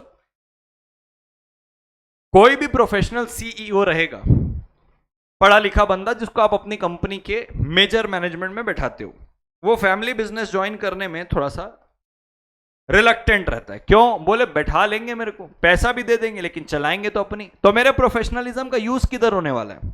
तो जो एक्सटर्नल टैलेंट है ना, वो झिझकता है थोड़ा फैमिली बिजनेस में ज्वाइन करने के लिए, क्योंकि उनको वो फ्रीडम नहीं मिलती। आप ये भी देखोगे, raising funds for growth, shark tank में जितनी कंपनी आती है वो पूछते हैं कैप टेबल क्या है। कैप टेबल यानी कि कौन कितना कैपिटल लगाए, किसके पास कितना इक्विटी कंपनी का। आमतौर पर मैंने इसको देखा है, अमन गुप्ता को खास तौर पर, जहां वो देखता है भाई साहब फैमिली के लोग ज्यादा इन्वॉल्व है, फैमिली के लोग ज्यादा पैसा लगाए, पूरा फैमिली बिजनेस है, पापा भी इसी में, मम्मी भी इसी में, सब इसी के अंदर है, वो हाथ नहीं डालता उन कंपनी में। कहता है यार ये मेरे को एकदम फैमिली बिजनेस जैसा लग रहा है, कल को कोई डिस्प्यूट होगा, लफड़े वाला काम लगता है मेरे को, मैं पैसे नहीं डालूंगा। क्यों? फैमिली बिजनेस है भाई, आपस के घर की कंपनी। तो को कहता है कि एक्सेस टू कैपिटल लगता है कंपनी को बढ़ाने के लिए, लेकिन डिफिकल्ट होता है to raise the required fund for the family business rather than non family business. Non family business मतलब 2-4 लोग मिलकर चला रहे, दोस्त यार, जैसे शार्क टैंक में आते हैं, वहां पे आप देखो प्रॉफिटेबल कंपनी पैसे दे देंगे, फैमिली बिजनेस में हाथ नहीं डालते शार्क्स खुद भी। क्यों? फैमिली का बिजनेस है, कल को डिस्प्यूट हो गया कहां लफड़े पालते बैठेंगे, फैमिली का कॉन्फ्लिक्ट अलग होते रहता है। 2 भाइयों के बीच में टकरार हो गया प्रॉफिट शेयरिंग के, उसके ऊपर कैसे करोगे? ये डिसएडवांटेज है, ओनरशिप वर्सेस मैनेजमेंट। अब आप इसको सेपरेट कर ही नहीं सकते। देखो यहां पे लिखा है फैमिली ओनर में interfere into day to day management. आपने सीईओ को अपॉइंट कर भी लिया है, लेकिन आप उसको बोलोगे यही कर जो मैं बोल रहा हूं, आप सेपरेट कर ही नहीं सकते ओनरशिप और मैनेजमेंट को, क्योंकि वही ओनर है, वही मालिक है। स्टाफ रिक्रूटमेंट हो गया, फंड रेस करने में प्रॉब्लम आती है, कॉन्फ्लिक्ट हो जाता है तो प्रॉब्लम आती है, और आप ओनरशिप और मैनेजमेंट को अलग नहीं कर सकते।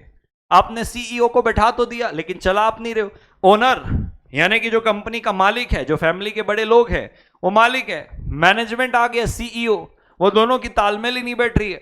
वो बोल रहे भाई कंपनी में रहना हमारे हिसाब से काम करना पड़ेगा, हम जैसे बोल रहे, वो कह रहे मेरे पास एक्सपीरियंस है, आपकी रियल एस्टेट कंपनी ऐसे नहीं चलाओगे, मेरे को 25 साल का एक्सपीरियंस है। बोले होगा तेरे पास, हम भी देसी लोग हैं, नहीं अलग कर सकते। डिसएडवांटेज है। जून 18 पे 4 मार्क्स का आया था। आते हैं फीचर्स में। अब सुनना बात को ध्यान से, मैं आपको पढ़ा भले फीचर्स रहा हूं। Family owned companies in India में यहां पे लिखा है, देखो features of corporate governance in family owned business in India.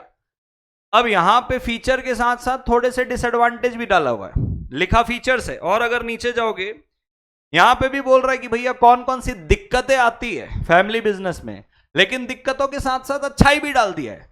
तो आपको मैं पहले से ये क्यों बता रहा हूं, आप पढ़ोगे अरे भाई साहब ये तो फीचर्स बता रहे थे, यहां तो दिक्कतें आ गई। फीचर्स मतलब दिक्कतें होती है क्या? अच्छा, यहां पे दिक्कतें पूछ रही थी, यहां पे फीचर्स बता दिए। तो भैया आपके इंस्टीट्यूट में, मतलब इंस्टीट्यूट के मॉड्यूल में जैसा था मैंने वैसे निकाल के यहां पे दिया हुआ है, आपको भी वैसे ही पढ़ना है। और ये वैसे तो पूछा नहीं था, बट पूछा जा सकता है करके निकाला, ये पूछा हुआ है। अब यहां पे पूछ रहा है क्या क्या दिक्कत है, लेकिन डाल अच्छा ही दिया है। तो अपने को दोनों लिखने का है। मैं आपको ब्रॉडर व्यू से समझाते हुए चलूंगा, बात को ध्यान से समझिएगा। देखो एक एक करके चलते हैं। सबसे पहले यहाँ पे फीचर्स ऑफ कॉर्पोरेट गवर्नेंस से चलते हैं। Family owned companies in India, क्या क्या फीचर्स हैं जब आप एक फैमिली ओन्ड बिजनेस में रहते हो। तो कहता है देखो 99% कंपनी तो आज इंडिया में फैमिली की है और बहुत बढ़िया सक्सेसफुली चल रही है।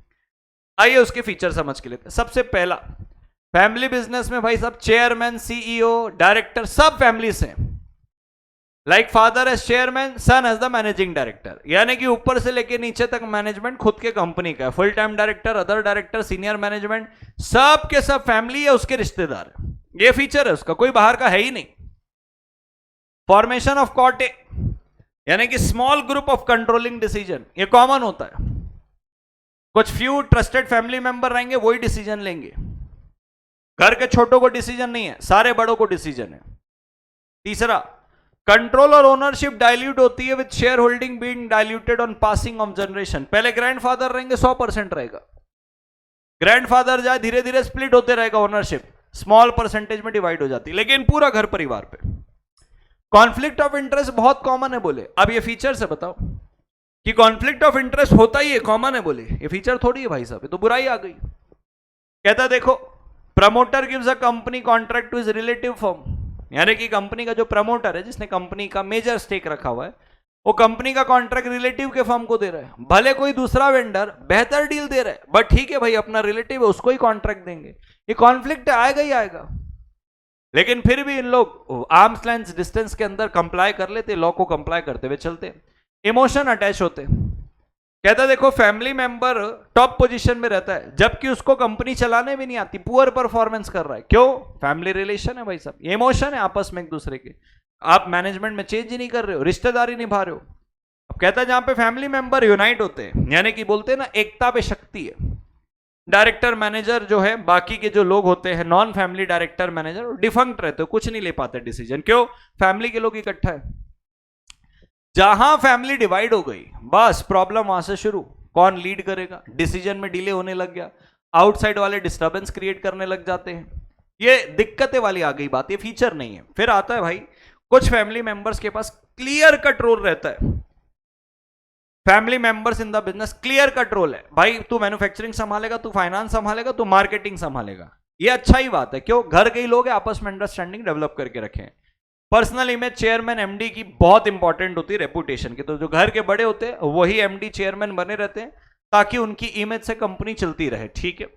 बहुत सारे हार्डकोर प्रोफेशनल है, वो अवॉइड करते हैं, जैसे अपन ने ऊपर पढ़ा, स्किल्ड सीईओ है, कहां फैमिली के बीच में घुसेगा, नहीं आऊंगा। तो ये अच्छा ही नहीं है, ये बुराई है एक प्रकार से, लेकिन सबको एक ही चीज में घुसा दिया।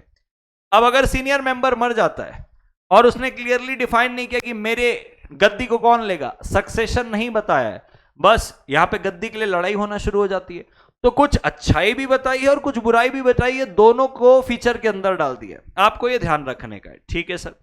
अब फिर कहता है भाई, तुम लिस्टेड कंपनी हो, चाहे आप अगर कॉर्पोरेट गवर्नेंस करना है, तो चाहे फैमिली बिजनेस हो चाहे नॉन फैमिली बिजनेस हो, आपको कॉर्पोरेट गवर्नेंस तो करना ही पड़ेगा, सीधी सी बात। ठीक है सर। फिर मैं आता हूं क्वेश्चन नंबर 7 में। अब कहता है भाई बताओ क्या क्या दिक्कतें। अब इसमें दिक्कतों के अंदर अच्छाई को डाल दिया। पूछ दिक्कत रहा है लेकिन डालेगा अच्छाई को। अब जैसे पहली दिक्कत तो है separation of ownership and management. जो मेन प्रमोटर है वो ओनर है, बराबर है क्या? वो कहता है मैं सिर्फ इन्वेस्टर बनूंगा, मैं मैनेजमेंट नहीं संभालूंगा, मैं पार्ट टाइम चेयर भी नहीं बनूंगा। अब तुम खुद सोचो, जिस व्यक्ति का कंपनी में पैसा लगा हुआ है वो कंपनी के मैनेजमेंट में नहीं आऊंगा कह रहा है, और मैनेजमेंट के लिए अलग से CEO, board of director, CFO इनको अपॉइंट करके रखा, उनको सैलरी दे रहा है। आप खुद सोचो, आपकी कंपनी में आपका पैसा लगा है, मैनेजमेंट में थोड़ा सा तो शामिल हो जाओ जी। थोड़ा भी शामिल नहीं होगे क्या मैनेजमेंट में? तो ये सबसे बड़ी दिक्कत है फैमिली बिजनेस में कि सेठ आदमी कहता है मैं सिर्फ इन्वेस्टर रहूंगा, मैं मालिक रहूंगा, मैनेजमेंट कोई और संभालेगा। नॉन ओनर्स को, आपको प्रोफेशनल्स को आपने बना दिया। अरे भैया, जिसका ज्यादा स्वार्थ लगे रहेगा वो कंपनी के बारे से ज्यादा अच्छा सोचेगा कि जिनको सैलरीड पर्सन है मैनेजमेंट के लिए लगा के रखा है वो अच्छा सोचेगा। ये दिक्कत है फैमिली में कि आप ओनरशिप और मैनेजमेंट को अलग अलग रख रहे हो, यानी कि आप थोड़ा सा तो पार्ट टाइम ध्यान दो उधर। तो कहता देखो, फाउंडर कहता है मैं इन्वेस्टर बस रहूंगा, सीईओ को अपॉइंट कर दिया। फिर कहता है देखो, फैमिली मेंबर्स प्रोफेशनल कोर्स कर रहे हैं रेपुटेटेड इंस्टीट्यूट से। अब ये बुराई कैसे हो गई भाई? ये तो अच्छाई हो गई ना। कि प्रमोटर के जो लोग हैं, उसके बेटे हैं, वो MBA या ये सब कोर्स कर रहे CA बिजनेस को ज्वाइन करने के पहले, तो अच्छी बात है। प्रमोटर इनकरेज कर रहा है प्रोफेशनल को, ये भी अच्छी बात है। दिक्कत किधर है? मैंने बोला ना, बोला दिक्कत बताओ, लेकिन एक दिक्कत बताने के बाद सारी अच्छा ही बता रहा है। Role and leadership clarity board level पे, भाई मेरे जाने के बाद कौन रहेगा, सीधा बता के रखा है कि तुम ये संभालोगे, तुम ये संभालोगे। प्रमोटर फोकस्ड है कंप्लायंस में, नहीं तो पेनाल्टी लगती, तो ये बुराई किधर है? तो अच्छी बात है, लेकिन मॉड्यूल में ऐसा दिया, मैं क्या करूं? ओनर बोले एक्सेप्ट कर रहे हैं मैनेजर्स के ओपिनियन को, तो अच्छी बात है। जो कंपनी के फैमिली बिजनेस के जो मेंबर हैं वो आपके CEO की बात मान रहे हैं, ये तो अच्छी बात है। लास्ट आता है, कहता है सोशल इश्यूज रहते हैं यहां पे बहुत ज्यादा, यानी कि अब कैसे इशू बताता हूं। अब कंपनी के पैसे से डायरेक्टर का लड़का पढ़ने जा रहा है तो दिक्कत तो आएगी। कंपनी के पैसे से डायरेक्टर का लड़का महंगी महंगी गाड़ी ले रहा है, दिक्कत तो आएगी। तो ये फैमिली बिजनेस क्या करते हैं आपको पता है क्या? ये अलग से ट्रस्ट बना लेते हैं, जिसको बोलते हैं फैमिली वेलफेयर ट्रस्ट। बच्चों की एजुकेशन इसी से होगी, घर पे कुछ गाड़ी घोड़ा लाना इसी से होगा, ताकि कंपनी का पैसा अलग रहे और ट्रस्ट का पैसा अलग रहे। तो family social and emotional issues are being satisfied by forming trust foundation, जो सेपरेट होता है बिजनेस एंटिटी से, ताकि कॉन्फ्लिक्ट ना हो। ट्रस्ट के पैसे से, फैमिली के ट्रस्ट के पैसे से फैमिली के खर्चे चलते हैं, और जो कंपनी के पैसा उससे कंपनी का बिजनेस चलता है। तो अच्छी बात हुई ना। इसमें दिक्कतें कहां है? दिक्कत तो सिर्फ पहली वाली थी, जून दिसंबर 23 पे 7 मार्क्स का, ध्यान रखिएगा। जीवन में आगे बढ़ते हैं। अब कहता है corporate governance is important in family business, और कहता है समराइज करो इसके कुछ पॉइंट्स को। आइए कौन कौन से पॉइंट को समराइज करने बोल रहा है, आइए समझते हैं। सबसे पहले कहता है भैया देखो इंपॉर्टेंट है फैमिली बिजनेस में, समराइज करो की पॉइंट्स जो जो जरूरी है कॉर्पोरेट गवर्नेंस के लिए इन फैमिली बिजनेस, यानी कि कौन कौन से पॉइंट्स कॉर्पोरेट गवर्नेंस के होने चाहिए फैमिली बिजनेस के अंदर, ये आपको बताना है। इंपॉर्टेंस भी बताना है और कौन कौन से पॉइंट खास तौर पर होने चाहिए। सबसे पहला कहता है बैलेंस करो फैमिली और बिजनेस इंटरेस्ट को। कैसे? कहता है आप एक क्वालिफाइड पर्सन अपॉइंट करो instead of a family member, senior post पे, जो प्रोफेशनल हो, पढ़ा लिखा हो, आपका धंधा होगा, आप मालिक हो, माना, बट एक विश्वास वाले कंपनी सेक्रेटरी को, विश्वास वाले इंडिपेंडेंट डायरेक्टर को, विश्वास वाले चीफ एग्जीक्यूटिव ऑफिसर को, इन लोगों को अपॉइंट करो ताकि आपकी कंपनी में कॉर्पोरेट गवर्नेंस अच्छे से हो। आप लोग धंधा करने वाले लोग हो जो फैमिली के मेंबर हो, लेकिन इनको लॉ के बारे से पता है, किसी को ऑडिट के बारे से पता है, किसको स्टेक होल्डर के इंटरेस्ट के बारे से अच्छे से पता है, वो एक्सपीरियंस है, 25-30 साल कॉर्पोरेट में काम किए हुए।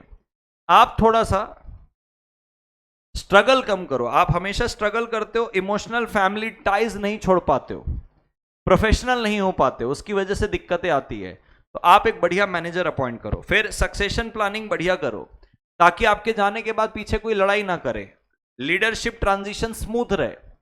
आप चले गए, पीछे गद्दी की लड़ाई हो रही, धंधा कौन संभालेगा? तो आप पहले से ही रिटायरमेंट के पहले सक्सेसर बता दो। फॉर्मल गवर्नेंस स्ट्रक्चर बना के लो कि भैया ये फैमिली का कॉन्स्टिट्यूशन है, ये बड़े लोग इस लेवल पे रहेंगे, छोटे लोग इस लेवल पे, कैसे डिसीजन होगा, कॉन्फ्लिक्ट होगा तो कौन डिसाइड करेगा, ये सारी चीजें। आगे भी यही लिखा हुआ है, देखो CEO और CFO को अपॉइंट करके रखो बिजनेस में।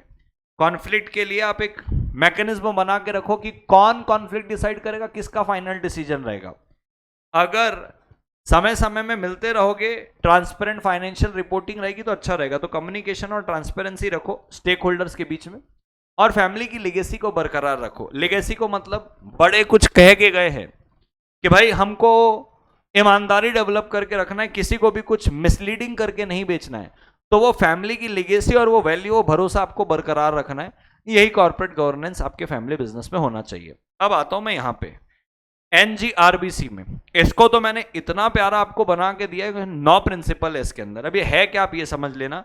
मैंने इसका सबका क्रक्स और सबका एग्जाम्पल आपको देते हुए गया। पहले ये है क्या ये समझ लो, और इस पे सवाल कैसे बनते ये समझ लो। दोस्तों मैं बताना चाहता हूं, 9 प्रिंसिपल में कोई सा भी एक प्रिंसिपल उठा के दे देता है, कहता है इसको एक्सप्लेन करो कि ये क्या बोलता है करके। मैंने 9 के 9 प्रिंसिपल आपके मॉड्यूल में जितने दिए वो तो रखा है, साथ में क्रक्स क्या बोलता है और एग्जाम्पल के साथ दिए, ताकि आप लिखने की हालत में आ जाओ। 9 के 9 प्रिंसिपल रट तो नहीं पाओगे, बट उन 9 के 9 प्रिंसिपल के हेडिंग को तो रट पाओगे, उसके एग्जाम्पल को तो समझ पाओगे, वहां पे जाके फिर अपने से लिख सकते हो। अभी क्या कहता है? कहता है भाई साहब national guidelines on responsible business conduct NGRBC ये बोले ये नहीं देखता कौन ओनर है, क्या साइज है, क्या सेक्टर है, क्या स्ट्रक्चर है, क्या लोकेशन है। हर कंपनी को ये फॉलो करना है, सारे बिजनेस को ये फॉलो करना है। ये रिस्पॉन्सिबल बिजनेस कंडक्ट बताता है कि आप बिजनेस सही तरीके से कैसे करोगे। 9 प्रिंसिपल दिए हुए, आइए एक एक करके चलते। सबसे पहला प्रिंसिपल नंबर 1, एग्जाम्पल पढ़ेंगे। लिस्टेड कंपनी, हाँ सर, ये डिस्क्लोज कर रही है फाइनेंशियल लॉसेस एनुअल रिपोर्ट में, छुपा नहीं रही है उनको, यानी कि एथिकल बिजनेस प्रैक्टिस कर रही है, चीट नहीं कर रही इन्वेस्टर से और कस्टमर से, ईमानदारी दिखा रही है, ट्रांसपेरेंट रह रही है, अकाउंटेबल रह रही है। क्रक्स क्या है सर? क्रक्स ये है, business should work with honesty, ethics, transparent and accountability in every activity and openly discloses performance. यानी कि सबसे पहला तो कहता है ईमानदारी और एथिक्स दिखाओ, छुपाओ मत कुछ चीजें, ट्रांसपेरेंट रहो, अकाउंटेबल रहो। वही चीज लिखी देखो, business should conduct and govern themselves, ईमानदारी से, एथिकल मैनर से, ट्रांसपेरेंट और अकाउंटेबल मैनर से। क्रक्स लिख दिया है, क्रक्स को ही रट लोगे, वो अपने आप याद आएगा और ये एग्जाम्पल एक्सपोजर मिल जाएगा, लिख लोगे। सेकंड में चलते हैं, क्रक्स पढ़ो क्या लिखता है, पहले एग्जाम्पल पढ़ो। ईवी व्हीकल कंपनी है, बैटरी बना रही है, using safer technology and battery recycling system, ताकि इन्वायरमेंट को नुकसान ना हो। क्रक्स क्या है? बिजनेस ऐसा प्रोडक्ट बनाए जो सेफ रहे, इन्वायरमेंट फ्रेंडली रहे और सस्टेनेबल रहे। सेम बातें यहां लिखी है भाई साहब, ऐसा गुड्स और सर्विस दो जो सस्टेनेबल रहे, उससे एनवायरमेंट को नुकसान ना हो, बैटरी रिसाइकल हो सके, बैटरी बनाने में धुआं कम इस्तेमाल हो।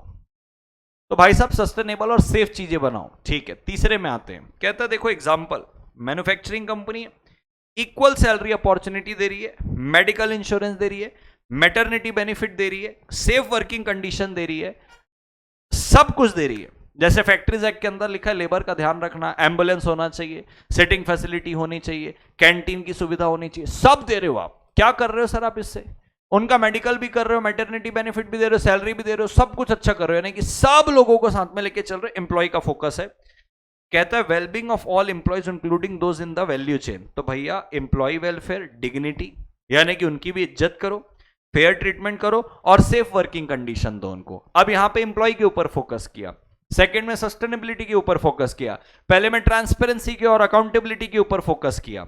मैं चलता हूं नीचे चौथे पॉइंट में। अब कहता है देखो फैक्ट्री ओपन कर रहे हो, हाँ कर रहे हो, कंपनी लोकल रेसिडेंट से पहले बात कर लो, क्या उनको कुछ कंसर्न है पॉल्यूशन के रिगार्डिंग? अगर है तो पॉल्यूशन कंट्रोल सिस्टम लगा लो। इससे क्या हुआ सर, बिजनेस आप कर रहे हो एक रिस्पॉन्सिव इंसान के जैसे, रिस्पॉन्सिव स्टेक होल्डर को, उनको परेशान करके नहीं कर रहे हो बिजनेस। फैक्ट्री खोल ली, जिसको जो करना है करो, देख लेंगे बाद में ना, उनको साथ लेते हुए, उनको तकलीफ ना पहुंचाते हुए करो। पांचवें में चलते हैं, रिस्पेक्ट करो, प्रमोट करो ह्यूमन राइट को। कहता है देखो कंपनी चाइल्ड लेबर को एम्प्लॉय नहीं करना चाहती, इंश्योर करे वुमेन को और डिफरेंटली एबल्ड लोगों को भी अपॉर्चुनिटी दे, यानी कि सर रिस्पेक्ट करो ह्यूमन राइट को बोल रहा है, डिस्क्रिमिनेशन अवॉइड करो। तो पहला ट्रांसपेरेंट अकाउंटेबिलिटी हो गई, डिग्निटी ईमानदारी वाली बात हो गई। सेकंड वाले में कहता है सस्टेनेबल और सेफ प्रोडक्ट बनाओ।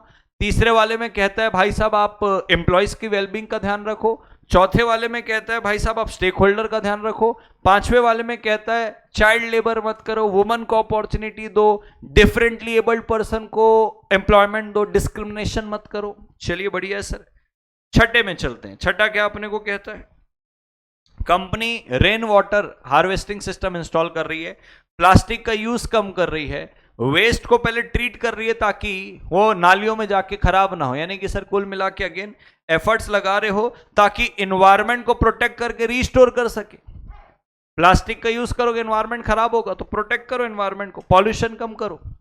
सेवेंथ में ऑटोमोबाइल इंडस्ट्री एसोसिएशन है, गवर्नमेंट को अप्रोच कर रही है, कहता है भाई साहब इंप्रूव करो EV charging policy for public benefit, यानी कि आप अलाउ करो भाई साहब चार्जिंग स्टेशन बहुत जगह खुले, सिर्फ कंपनी को मत दो, वो प्राइवेट को भी दे दो ताकि लोगों का ज्यादा फायदा हो, हमारा फायदा कम हो, लोगों का ज्यादा फायदा हो। तो गवर्नमेंट को इन्फ्लुएंस करो कि ऐसी पॉलिसी बनाए जिससे एथिकली लोगों को फायदा हो। एट्थ में चलते हैं, कहता है कंपनी को ओपन करना है स्किल डेवलपमेंट सेंटर, कहां पे? रूरल एरियाज में। तो अपॉर्चुनिटीज देखो भाई साहब उसकी, तो कहता है भैया देखो इंक्लूसिव डेवलपमेंट ऑफ सोसाइटी करो। आप स्किल डेवलपमेंट सेंटर खोल रहे हो, कंप्यूटर चलाने के लिए कोई सेंटर, डिजिटल सेंटर सिस्टम खोल रहे हो, वहां पे लोगों को कंप्यूटर सिखाओगे, उनको कंप्यूटर चलाना आएगा, स्किल डेवलप होगी, रोजगार मिलेगा उनको। तो कहता है भाई साहब इंक्लूसिव ग्रोथ करो, इक्विटेबल डेवलपमेंट करो। लास्ट में कहता है बहुत बढ़िया, ये इसको देखो, कहता है एक फूड कंपनी है, फूड फार्मर कोई ले लो, क्लियरली मेंशन कर रही है इंग्रेडिएंट्स क्या है, एक्सपायरी डेट क्या है, बच्चों को यूज करने देना है कि नहीं देना है, कब कब डॉक्टर से कंसल्ट करके लेना है, सब बता रहा है। इसको बोलते हैं आप प्रोवाइड कर रहे हो value to their customer in responsible manner. Crux सबका लिख दिया, एग्जाम्पल सबके लिख दिए, 2 बार एक पढ़ लोगे, मेरे से पढ़ लिए, 2 बार ऊपर नीचे कर लोगे, दिमाग में फिट हो जाएगा। यहां पे एम्प्लॉय का है, यहां पे स्टेक होल्डर का है, यहां पे डिफरेंटली एबल्ड पर्सन का है, यहां पे एनवायरमेंट को सस्टेन करके सेफ बना के लेने का है, यहां के अंदर अपने को भाई साहब फेयरली सब कुछ उनको डिस्क्लोज करना है। कोई भी पूछेगा तुरंत आपके दिमाग में क्लिक करेगा, आप लिख के आओगे। आगे मैं आपको दिखाऊंगा, एक एक प्रिंसिपल को डायरेक्ट चिपका दिया है, फलाने प्रिंसिपल का नाम लिख दिया है, इसके बारे से लिखो बोल रहा है। 4 मार्क्स 7 मार्क्स का पूछा हुआ है, इसीलिए 9 के 9 को एक जगह लाके रख दिया है। अब आते हैं इधर में, कहता है भाई बताओ, ये देखो, business should conduct and govern themselves with integrity, ये प्रिंसिपल नंबर 1 था। Business should respect and promote the wellbeing of employee, principle number 3 था। ये देखो 1 और 3 वही ऊपर पढ़ा के लाया हूं, जून 23 में 4 मार्क्स का पूछा हुआ है। इसको सेम चीजें ऊपर की थी, इसलिए इसको दोबारा नहीं पढ़ा रहा हूं। आता हूं यहां पे, कहता है भैया शॉर्ट नोट्स लिखो, कौन कौन सी एक्टिविटी को सीएसआर नहीं माना जाएगा, कॉर्पोरेट सोशल रिस्पॉन्सिबिलिटी में उसको नहीं गिना जाएगा, कौन कौन सी ऐसी है। तो कहता है भाई देखो, आप कर रहे हो एडवर्टाइजमेंट, लेकिन सिर्फ अपने ब्रांड को, लोगों को चमकाने के लिए। कहता देखो कंपनी स्पॉन्सर कर रही cricket event only to promote its brand logo product and will not be treated as a CSR. अरे भाई साहब, आप क्रिकेट इवेंट कर रहे हो, अपना मार्केटिंग मत करो ना, आप क्रिकेट को प्रमोट करो। आप उस क्रिकेट में उन लोगों को खेलने का मौका दो जिन लोगों के अंदर टैलेंट है, लेकिन अब तक उसको कोई प्लेटफॉर्म नहीं मिला। आपकी वजह से उसको प्लेटफॉर्म मिलेगा, शायद वो आगे बढ़ेगा अपने जीवन में, देश का नाम बड़ा करेगा।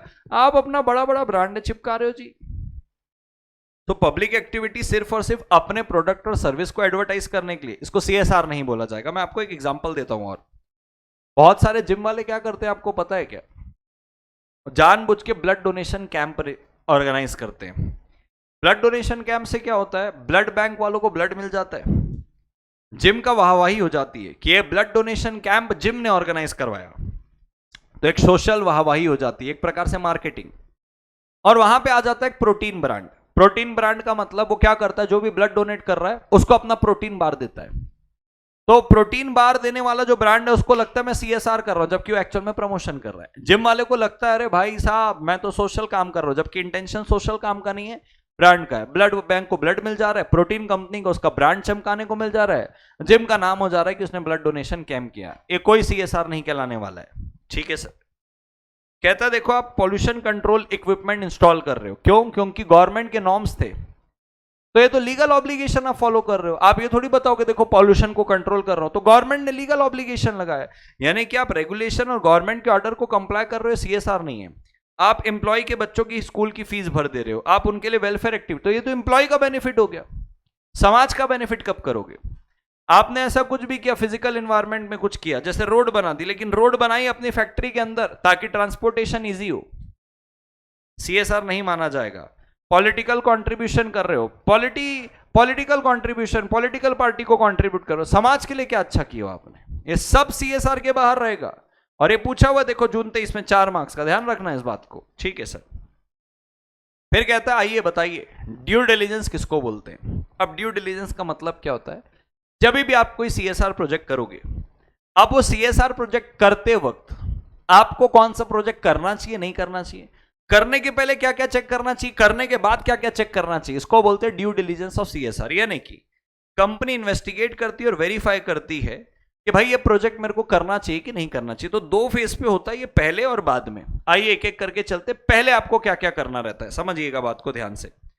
सबसे पहले अगर मैं बात करूं तो देखो कहता है कंपनी चूज कर रही है कि भाई ट्री प्लांट करें कि रूरल एजुकेशन प्रोग्राम चलाए, दोनों में से क्या अच्छा रहेगा, क्या समाज में बेहतर बदलाव लाएगा, ट्री प्लांटेशन की एजुकेशन प्रोग्राम। अब ड्यू डिलिजेंस करके आप यही देखते हो कि इंपैक्ट क्या होगा। भाई ट्री लगाएंगे तो क्या पॉल्यूशन इंप्रूव होगा, यानी कि एनवायरनमेंट की क्वालिटी बढ़ेगी, या बच्चों को पढ़ाएंगे तो ये ऑटोमेटिक ट्री लगा लेंगे, समझदार हो जाएंगे, किसका अच्छा इंपैक्ट रहेगा। तो कंपनी पहले नेचर ऑफ प्रोडक्ट देखती है, टाइप और ऑब्जेक्टिव देखती है सीएसआर प्रोजेक्ट का, फिर कॉस्ट देखती है। कि क्या 20 लाख का हेल्थ कैंप लगा दे या 2 करोड़ का स्कूल बिल्डिंग प्रोजेक्ट लगा दे, कौन सा फाइनेंशियली सुटेबल है? यानी कि आप एक्सपेंडिचर और बजट देखते हो, फिर आप देखते हो इंडिपेंडेंट करे या लिंक्ड करे। कहने का मतलब क्या, अगर वुमेन का स्किल डेवलपमेंट प्रोजेक्ट है, वो स्किल्ड हो जाएगी तो उससे इंप्लॉयमेंट जनरेट होगा, ज्यादा बेटर अपॉर्चुनिटी रहेगी। तो ये इंटरलिंक्ड है कि आप ये उनको सिखाओगे तो उनसे रोजगार डायरेक्ट डेवलप होगा। तो स्टैंड अलोन करना है कि कनेक्टेड करना है? कनेक्टेड मतलब आप कुछ कर रहे हो, उसका इंपैक्ट कुछ, कनेक्टेड कुछ और आएगा। दो कंपनी मिलके विलेज में सैनिटाइजेशन प्रोजेक्ट कर रहे हैं, बाथरूम इंस्टॉल करवा रहे हैं, कोलैबोरेशन में करना है कि अकेले करना है? बेनिफिशियरीज कौन होना चाहिए? स्कूल के चिल्ड्रन होए, वुमन का करें, सीनियर सिटीजन का करें, किसका, किसको ज्यादा जरूरत है? तो कौन बेनिफिशियरीज होगा वो देख लो पहले। टेक्निकल और फाइनेंशियल फिजिबिलिटी भी देख लो। अगर आप डिजिटल लर्निंग सेंटर ला रहे हो कहीं पे, तो देख लो भाई इंटरनेट अवेलेबल है कि नहीं, क्या वो इतना इंफ्रास्ट्रक्चर और कॉस्ट वहां पे डालना सही रहेगा क्या? ये सारे टेक्निकल और फाइनेंशियल फिजिबिलिटी हो गई जो आप प्रोजेक्ट को करने के पहले करोगे। अब implementation time, blood donation camp एक दिन में खत्म हो जाएगा। हॉस्पिटल कंस्ट्रक्ट करना है भाई, सालों साल लगेंगे। इंपैक्ट मेजरेबल है कि नहीं है? जैसे भाई कितने स्टूडेंट को एजुकेट किया, जो ट्री प्लांट किया, ये कंप्लीशन के बाद की बात है, क्या आप उसको मेजर कर पाओगे कि नहीं कर पाओगे? मॉनिटरिंग मैकेनिज्म कैसा रहेगा कि भाई हर क्वार्टर में आपको रिपोर्ट करना है कि सीएसआर का क्या इंपैक्ट हुआ।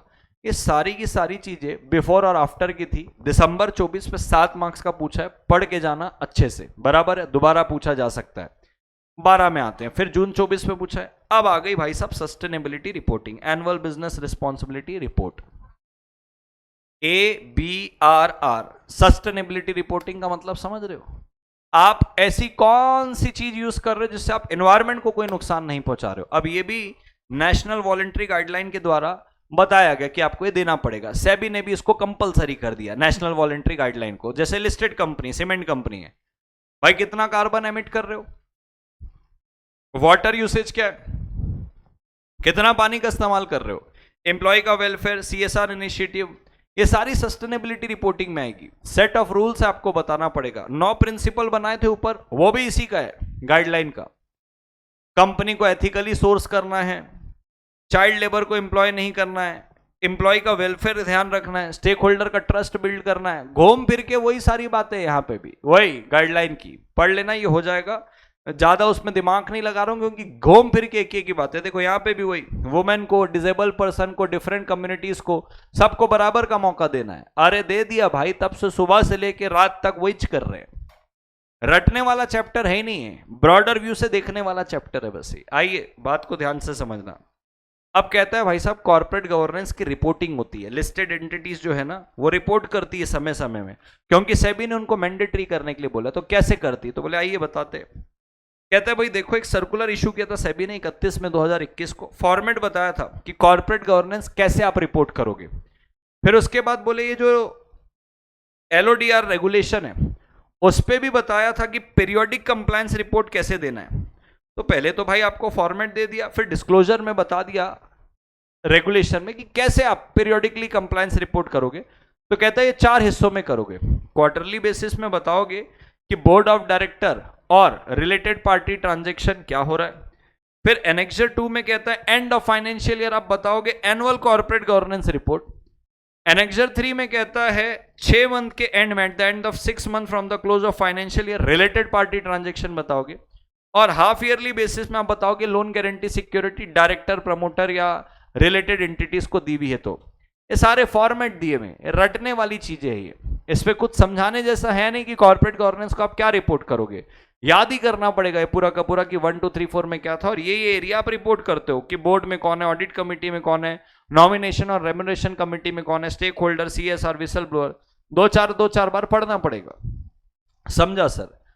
अब मैं चलता हूं यहां पे सस्टेनेबिलिटी रिपोर्टिंग में। अभी क्या बोल रहा है सस्टेनेबिलिटी रिपोर्टिंग, आइए ध्यान से समझ के लेते हैं। अब ये जो यूनो है, बराबर है क्या, ये सपोर्ट करता है भाई साहब प्रिंसिपल्स ऑफ रिस्पॉन्सिबल इन्वेस्टमेंट। अब समझना ये क्या है, ये रटने वाला नहीं है, ये समझने वाला पूरा का पूरा मुद्दा है, ध्यान से इसको समझिए। अब ESG क्या है पहले ये समझो। ESG का मतलब है एनवायरमेंटल सोशल गवर्नेंस। 3500 इन्वेस्टर ने मिलकर सब्सक्राइब किया था इसको, प्रिंसिपल्स को, कि भाई हम कभी भी किसी कंपनी में इन्वेस्ट करेंगे तो ये 3 चीज जरूर देखेंगे। ऐसे 3500 इन्वेस्टर कि कंपनी इन्वायरमेंटली सक्सेसफुल है कि नहीं, यानी कि इन्वायरमेंट का ध्यान रखने की नहीं, समाज का ध्यान रखने की, गवर्नेंस का ध्यान रखने की। 3 सवाल। तो पहला सवाल, क्या कंपनी इन्वायरमेंटली रिस्पॉन्सिबल है? ऐसा तो नहीं कि इन्वायरमेंट को भयंकर पोल्यूट कर रही है और प्रॉफिट कमा रही है। क्या अपने एम्प्लॉयज को फेयरली ट्रीट कर रही है? किसके अंदर आ जाएगा? सोशल पे। क्या वो गुड गवर्नेंस यानी कि लॉ का पूरा पालन कर रही है? अगर हां, जब तक ये 3 फैक्टर्स को कोई कंपनी पूरा नहीं कर रही है तब तक हम उस पर इन्वेस्ट नहीं करेंगे। इसको बोला जाता है ESG फैक्टर्स। डिसीजन लेने के पहले आप ये देखते हो। अब कहता है इस पे अलग अलग वेरिएंस मिल रहा है, अलग ESG रेटिंग बोला जाता है इसको। अलग अलग कंपनी को अलग अलग ESG रेटिंग मिलती है। अब इससे होता क्या है, एक प्रकार से कंपटीशन चलता है। ESG रेटिंग मेरे उसको ज्यादा मिली, मुझे कम मिली, तो हर कंपनी एक दूसरे से इन्फ्लुएंस होके वेरिएंस देख के ESG कंप्लायंस करने में लग जाती है। क्या कि जो ऐसे इन्वेस्टर है जो देख रहे हैं आप एनवायरमेंट फ्रेंडली हो कि नहीं, वर्कर का ध्यान रख रहे हो कि नहीं, एम्प्लॉय का ध्यान रख रहे हो कि नहीं, लॉ कंप्लाई कर रहे हो कि नहीं, उसके बिना वो पैसा नहीं लगा रहा है, रिस्पॉन्सिबल हो रहा है। तो ये मैसेज मिलता है आउटसाइडर को, स्टेक होल्डर को, कि भैया ESG के तरीके से कंपनी को चलाना पड़ेगा। ये एक इंपॉर्टेंट पार्ट बन गया रिपोर्टिंग का। यानी कि जब आप annual return, annual report file करते हो तो आप बताते हो कि आपकी कंपनी ESG कंप्लाइंट है कि नहीं है। सेबी ने नवंबर 15 में एक फॉर्मेट बताया कि ESG पैरामीटर आपको डिस्क्लोज करना है लिस्टेड कंपनी को। मई 2021 पे पैरामीटर बनाया business responsibility and sustainability report, BRSR, ये आपको रिपोर्ट करना पड़ेगा। अब आप डिस्क्लोजर करते हो कि भाई आप जो ये नेशनल गाइडलाइन बनाई गई है आप उसको कंप्लाई कर रहे हो कि नहीं ESG के ऊपर। हर पैरामीटर डिवाइड किया जाता है लीडरशिप और इसेंशियल इंडिकेटर में, वही कि भाई एनवायरनमेंट में कितनी रेटिंग है, सोशल में कितनी रेटिंग है, गवर्नेंस में कितनी रेटिंग है, आपको बताना पड़ेगा। इन सारी चीजों से भाई साहब आपके ऊपर भरोसा आता है, स्टेक होल्डर से आप इंगेज करते हो, एक आप ट्रांसपेरेंट इकोसिस्टम बनाते हो, फाइनेंशियल फिगर के बाहर जाके सोचते हो, सोसाइटी के लिए सोचते हो, एनवायरनमेंट के लिए सोचते हो। और ये मैंडेटरी कर दिया गया 22-23 में, ये मैंडेटरी था टॉप 1000 कंपनीज के जो लिस्टेड है इनके मार्केट कैप के हिसाब से, कि नहीं मार्केट कैप इनका कितना है, ऐसे करके टॉप 1000 कंपनी के लिए इसको मैंडेटरी किया गया था। That's all about ESG। ये 15th वाला एकदम इजी है। कहता है भाई साहब शेयर होल्डर का रूल, शेयर होल्डर के द्वारा शेयर होल्डर के लिए डायरेक्टर शेयर होल्डर अपॉइंट करता है। ऑडिटर रेम्युनरेशन, ऑडिटर को अपॉइंट करना, उसका रेम्युनरेशन शेयर होल्डर डिसाइड करता है। शेयर होल्डर डायरेक्टर को निकाल सकता है, ऑडिटर को निकाल सकता है, वो डिसाइड करता है भाई साहब मेजर चीजें कंपनी की, कंपनी के डायरेक्टर कितना लोन कंपनी के बिहाफ में लेंगे। तो कहता है भैया शेयर होल्डर की डेमोक्रेसी चलती है आजकल गवर्नेंस में, रटा पीटा सा पॉइंट है, वोट उसके पास है, डिविडेंड उसको मिलता है, मीटिंग का नोटिस उसको मिलता है, राइट इशू उसको मिलता है। तो शेयर होल्डर सुपरमेसी का मतलब क्या है, जो है कंपनी में शेयर होल्डर ही किंग है, जिनके पास जितना वोटिंग उसका उतना पौवा, दैट्स इट। समझाने जैसा कुछ नहीं है, बस आपको रीड करना है, हो जाएगा। 16 और 17 में आप देखोगे तो देखो प्रिंसिपल नंबर 8 और यहाँ पे प्रिंसिपल नंबर 7 जो अपन ने ऑलरेडी पढ़ रखा था ऊपर, जो 9 प्रिंसिपल एक साथ पढ़ाए थे वो यहाँ पे आके खत्म हो गए। दैट्स ऑल दोस्तों, यहाँ पे आके आपका कॉर्पोरेट गवर्नेंस युद्ध स्तर पे खत्म हो जाता है। मैं आपको दिखाना चाहता हूँ कि मैं अभी रात को आपके लिए यहाँ पे बैठा हुआ हूँ अपने स्टूडियो में। अगर आपको मेरा एफर्ट अच्छा लगा है तो बिल्कुल लाइक करिए, चैनल पे नहीं हो तो सब्सक्राइब करिए और कमेंट करते हुए जाइए, I will clear my CMA final examination in my upcoming attempt. और ये आप मीन कर रहे हो, आप ये मैनिफेस्ट कर रहे हो, जब क्लियर करोगे उस दिन आना, एडिट करना या रिप्लाई करना इसी में, सर बोला था ना क्लियर करूंगा, कर लिया sir, CMA final so and so, sorry CMA so and so में बन चुका हूं sir, CMA Mohit Sharma, CMA Sanya Sharma, CMA Sanya Bhalla, CMA Sakshi Gupta, CMA Sakshi Agarwal and so on, जो आपका नाम रहेगा वो आप बनेंगे जरूर, ये मेरी विशेष है बेस्ट। 11 बज रहा है, आप भी उधर तैयारी कर रहे हो, मैं भी आपके साथ स्टूडियो में बैठ के आपके लिए तैयारी ही कर रहा हूं। मेरा एफर्ट थोड़ा सा भी अच्छा लग रहा है दोस्तों, लाइक करिएगा, चैनल पर नहीं हो सब्सक्राइब करिएगा और जो कमेंट करने बोला है वो जरूर करिएगा। That manifestation work for you, the universe will send you the positive energy दोस्तों। That's all from my side दोस्तों। मोस्ट प्रोबेबली ये मेरा लास्ट वीडियो, क्योंकि अब मैं चाहता हूं कि आप खुद की तैयारी करें। आज 8 तारीख है, बट स्टिल अगर आपको मेरे पास से कुछ और भी चाहिए जो इस लास्ट मोमेंट में मैं आपको लिए अच्छे से कर सकता हूं, आप जरूर कमेंट बॉक्स में बताएं कि सर पॉसिबल हो तो ये हो जाए, मेरे से पॉसिबल होगा, मैं डेफिनेटली वो चीज आपके लिए लाके दूंगा। आज 8 तारीख है, आपने कॉर्पोरेट गवर्नेंस बोला था, मैं ले आया। इसके अलावा कुछ चाहिए तो जरूर बताइएगा, अगर पॉसिबल होगा और आप उसको कर पाएंगे तो मैं जरूर आपके लिए लाऊंगा। That's all from my side दोस्तों, this side CS Arjun Chhabra signing off until we meet again दोस्तों। I wish you all the best for your upcoming examination. Take care, bye bye.